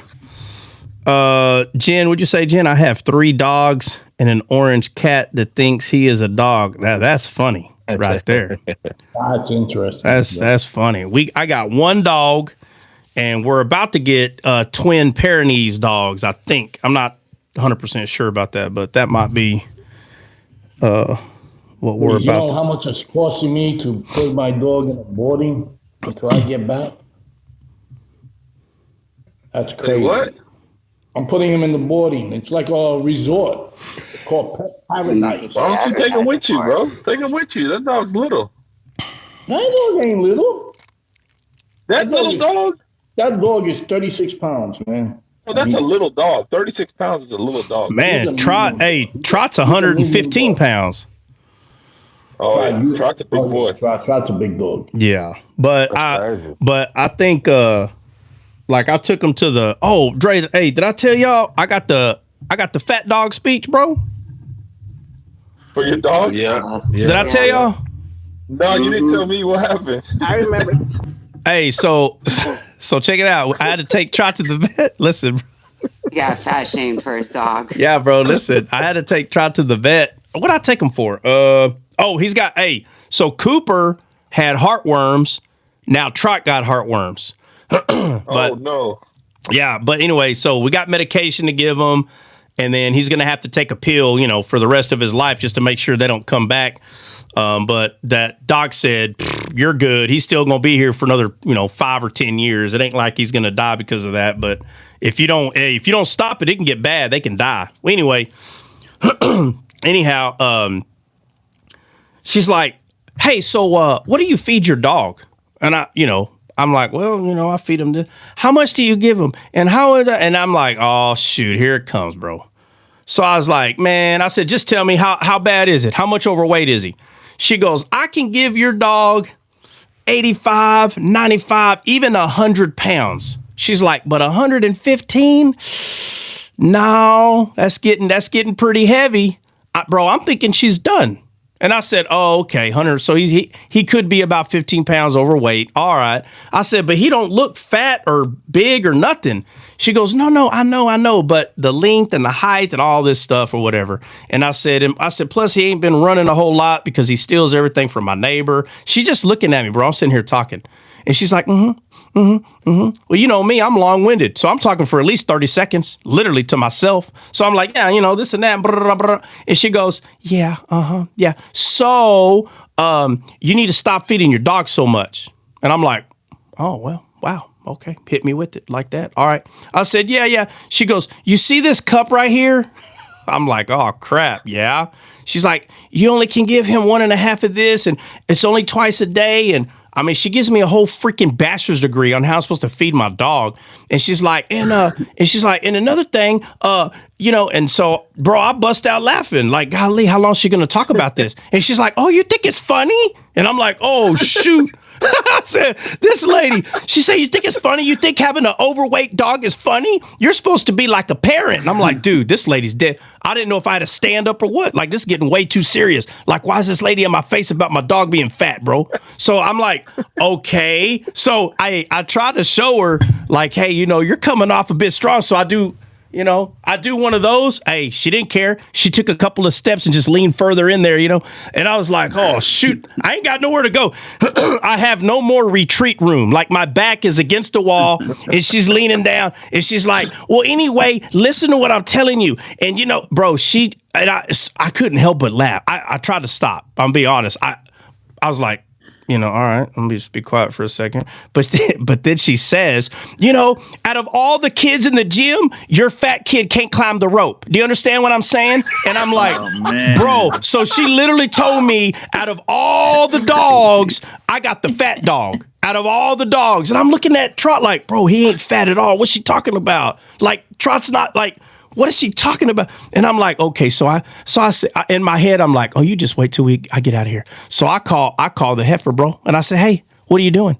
Well, I'm working. I said, oh yeah, you busy? Bro, she's got me on speakerphone, by the way. And I always told her, you know better. Don't put me on speakerphone. Don't do that. But she didn't listen. She put me on speakerphone. So I'm like, I said, hey, you sitting down? She's like, yeah. I said, okay, well, I just got the fat kid speech at freaking clinic just now. She's like, well, what do you mean? I said, don't worry about it. I said, because I remembered everything she said and I'm about to give it to you. I said, so listen, when you feed Trot, bro, hey, word for word, I'm going through there. She starts laughing. So I said, oh, you think this is funny? Bro, I go over the same. Her sergeant's listening to all of this, by the way. Her sergeant's sitting right there. And I said, and another thing, and I said exactly how that lady said it. And I had her name on a piece of paper. I don't know, Velma Louise or whatever her name was. And I said, AKA per Velma Louise. There, ma'am. I said, there is no way you let me sit there by myself as this lady just freaking heckled me in front of everybody. There might have been 50 people listening to this. It wasn't just me and her. Everybody was listening. And I'm looking at all the other dogs. I can't find another fat dog in there. It's just Trot. He's the only fat dog in this entire building, and I just got the fat kid speech, and our kid is the only one during recess that can't climb the rope, bro. Oh, my Lord, have mercy, bro. I'm like, never again, Trot. Never again you're doing this to me. You know, of course, I blame Trot. It's his fault. I mean, if you show people online right now the bowl that you feed your dog in, it's not surprising, bro. That massive bowl that you have for this dog is incredible. Okay, but you gotta understand. Hold on now. You gotta understand this. When he was loose, bro, I'm telling you, I would weigh him every day. He never weighed more than 88, 89 pounds. So I knew he could be 95, 100 pounds. I already knew that. And he never got close to 95 ever, bro. So I was feeding him the amount he needed because he ran. That's all he did was run. But after I put him in the house, and I'm telling you the truth, I did kind of lower his caloric intake. I did, but I didn't lower it enough, obviously, because he hasn't been running around because, bro, he goes next door. Bro, how do I own my neighbor? Bro, I got all of his sweaters, his freaking boots. How do I got all the kids' toys in my front yard, bro? Trot's got 2 boneyards, right? Every critter, if they're in Texas, I got the, but hey, bro, he tore up a coyote. Bro, coyotes try to come over here and hunt Trot, bro. I'm gonna tell you how smart this dog is. So he knows because of Cooper that, you know, they've attacked him and together before. So he knows how they this dog is playing around like this, trying to get Trot to play with them. Trot's laying on the grass, just growling. He even knows there's one in the bushes over here. I'm on the porch. It's nighttime. I'm just drinking coffee, watching them. I got my night vision on. I'm just looking at them like this. And I see the other. Hey, I ain't lying. Ask McKenzie. Hey, listen, I see the other one right here. Now, of course, if it got out of hand, I'm going to throw a couple of firecrackers. We'll just put it that way. But I'm watching, and I'm like, oh, this is about to be amazing. So I don't know if Trot sees this coyote over here, but he's a dog. So I'm like, surely he hears him. So I'm like, you know what? I'm going to give Trot the benefit of the doubt. So this coyote is like, they're slick. They try to make you think, I'm just a puppy, come play. And you chase him to go play. Guess what? You're dinner. You hear me? So Trot chases him a little bit and he comes back. Chase him a little bit. Dude, this is what Trot was doing. Trot already knew, oh, I know your buddies are over there. I didn't know this till it was all done. He knows, I know you're trying to get me over there. I just want to bite you one time. So Trot makes the coyote believe that he just wants to play too. So as soon as that dog starts playing with Trot, Trot grabs that sucker by his neck. Wow. And I'm like, where's my phone, bro? I couldn't believe I missed that whole thing. But I'm going to get him next time, though. I'm going to get him next time. I know what he does now. Oh, man, he grabbed that little coyote by the neck and started throwing him around. Hey, here comes his homeboy. His homeboy comes. As soon as he comes, Trot's looking over there. As soon as he comes, Trot just sprints over there to where I'm at, bro. And two more came out from the back. Bro, at least 3 or 4. Hey, he's about to be chow. You hear me? Chow time on Trot, bro. They're about to have Trot burritos. Trot steak. They're about to tear him up. He knew. I could tell after I seen what I seen. I was like, oh, wow. Trot played his game. And when that coyote got close, Trot went, wah, and just wore him out and then ran over here to me. And that coyote was limping, ran over there. He wore his butt out, dude. Oh, man. So Trot learned how to retrieve. So he saw. And it was the first time. It was the first time that I seen it. I know he's been doing that, but I never seen it because I always hear coyotes crying and I always see him coming. But, dude, I've seen people's labs get eaten by coyotes. So... oh, yeah. They'll get your butt, dude, if you ain't careful. But, of course, but now that he's fat, boy, I better not let him, boy. He ain't going to outrun him now. I got the fat kid. I got to wait for his butt to lose some weight. Hey, that lady was dead serious. Hey, for a minute there, I was going to say, hey, man, whoa, calm down. But I felt like if I would have did that, she would have pulled that handcuffs. Don't you try to assault me. I mean, this lady was dead serious about the fat kid speech, dude. It was a trip, man. Anyway, what time is it, man? I got to go. All right. Hey, what y'all got before we go? Oh, Ryan, my bad. Ryan, what's up? Hey. No, you were talking about fat kid. I thought I could just come up here real fast, But hey, no. This guy. It's stupid. Hey, that was a good one, though, Ryan. That was a guy. You came in at the right time. No, hey, can we? So May is right around the corner. We were talking about our next trip. It's about to be April. What do we got anything going on or what? Talk to Dre. Yeah, I just spoke to Trot yesterday about that. So I'm going to be taking care of that this week. Yeah, so we're the Florida trip, the conversation of that, it's coming up. So we're trying to figure things out right now. All right, other than that, anybody got anything else? We got to go. It's go time. No, I gotta go, but I just want to say God bless you all. I'll definitely be back on here, and even just what I heard from the teaching was a blessing. So yeah, sweet. God bless you all. Absolutely, man. Absolutely. Yeah, praise God. Have a good one, guys. You too. God bless. One last thing. When do you go live? Like, do you have a normal time that you go live? Well, I'm supposed to, but it's not easy, man. I try. So just to give you, make sure you turn your notifications on because I'm live on YouTube as well. I'm not just live on TikTok. So right now we're live on YouTube. So turn your notifications on. That way you're notified when I do go live. But to give you the actual time, is supposed to be 8:30 a.m. Central Time to 10:30 a.m. Central Time. So it's 8:30 to 10:30. But sometimes I can't come on to like 9:30, 10:30 or later. I just can't. But I wish I was able to 100% do 8:30 to 10:30. But I will say this, I always stay on a little longer. It's just, it's kind of hard to like stop in the middle of something. I kind of at least want to finish it. And then somebody will bring up another question. And before you know it, it's like right now it's noon, and I actually did start at 10:30 today. So, or maybe 10:40. But I pretty much started on time today, so I should have already been off like an hour and a half ago. But gotcha. Yeah. So the time. Yeah, I'll follow you on YouTube too. God bless you guys. Yeah, absolutely. Just click his little emblem up there on his name, and then the link is right there, so you ain't got to do no searching. Oh, and then got it. I was gonna say on the YouTube, you can go on there and scroll on some of the past live videos too. See some of the topics that we talked about. That's always helpful. Yeah, so there's a lot of there's not a lot of videos, right? So when you go to YouTube, you'll see shorts, right? It'll say shorts, videos, lives, playlists.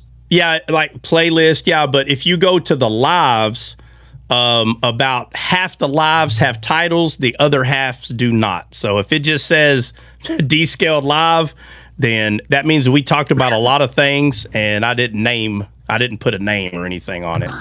But I'm starting to put names on them. So, but if you see a topic of something that you thought, hey, if you're mowing the grass or you're doing something outside, you could just put an earpiece in and you can just go to a live and just listen to it. 'Cause what you heard today, that's all the lives are pretty much. So, amen. Yeah. So if it doesn't have a title, then you can just listen to it and you'll figure out what the titles are while you're in there listening. But today, what did we talk about today? Isaiah 17, I think. Is that what it was?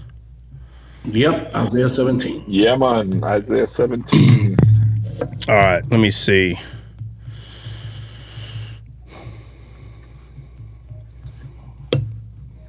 Oh, man, what did I do with the... here it is. All right, guys, anything else? No, we're out of here.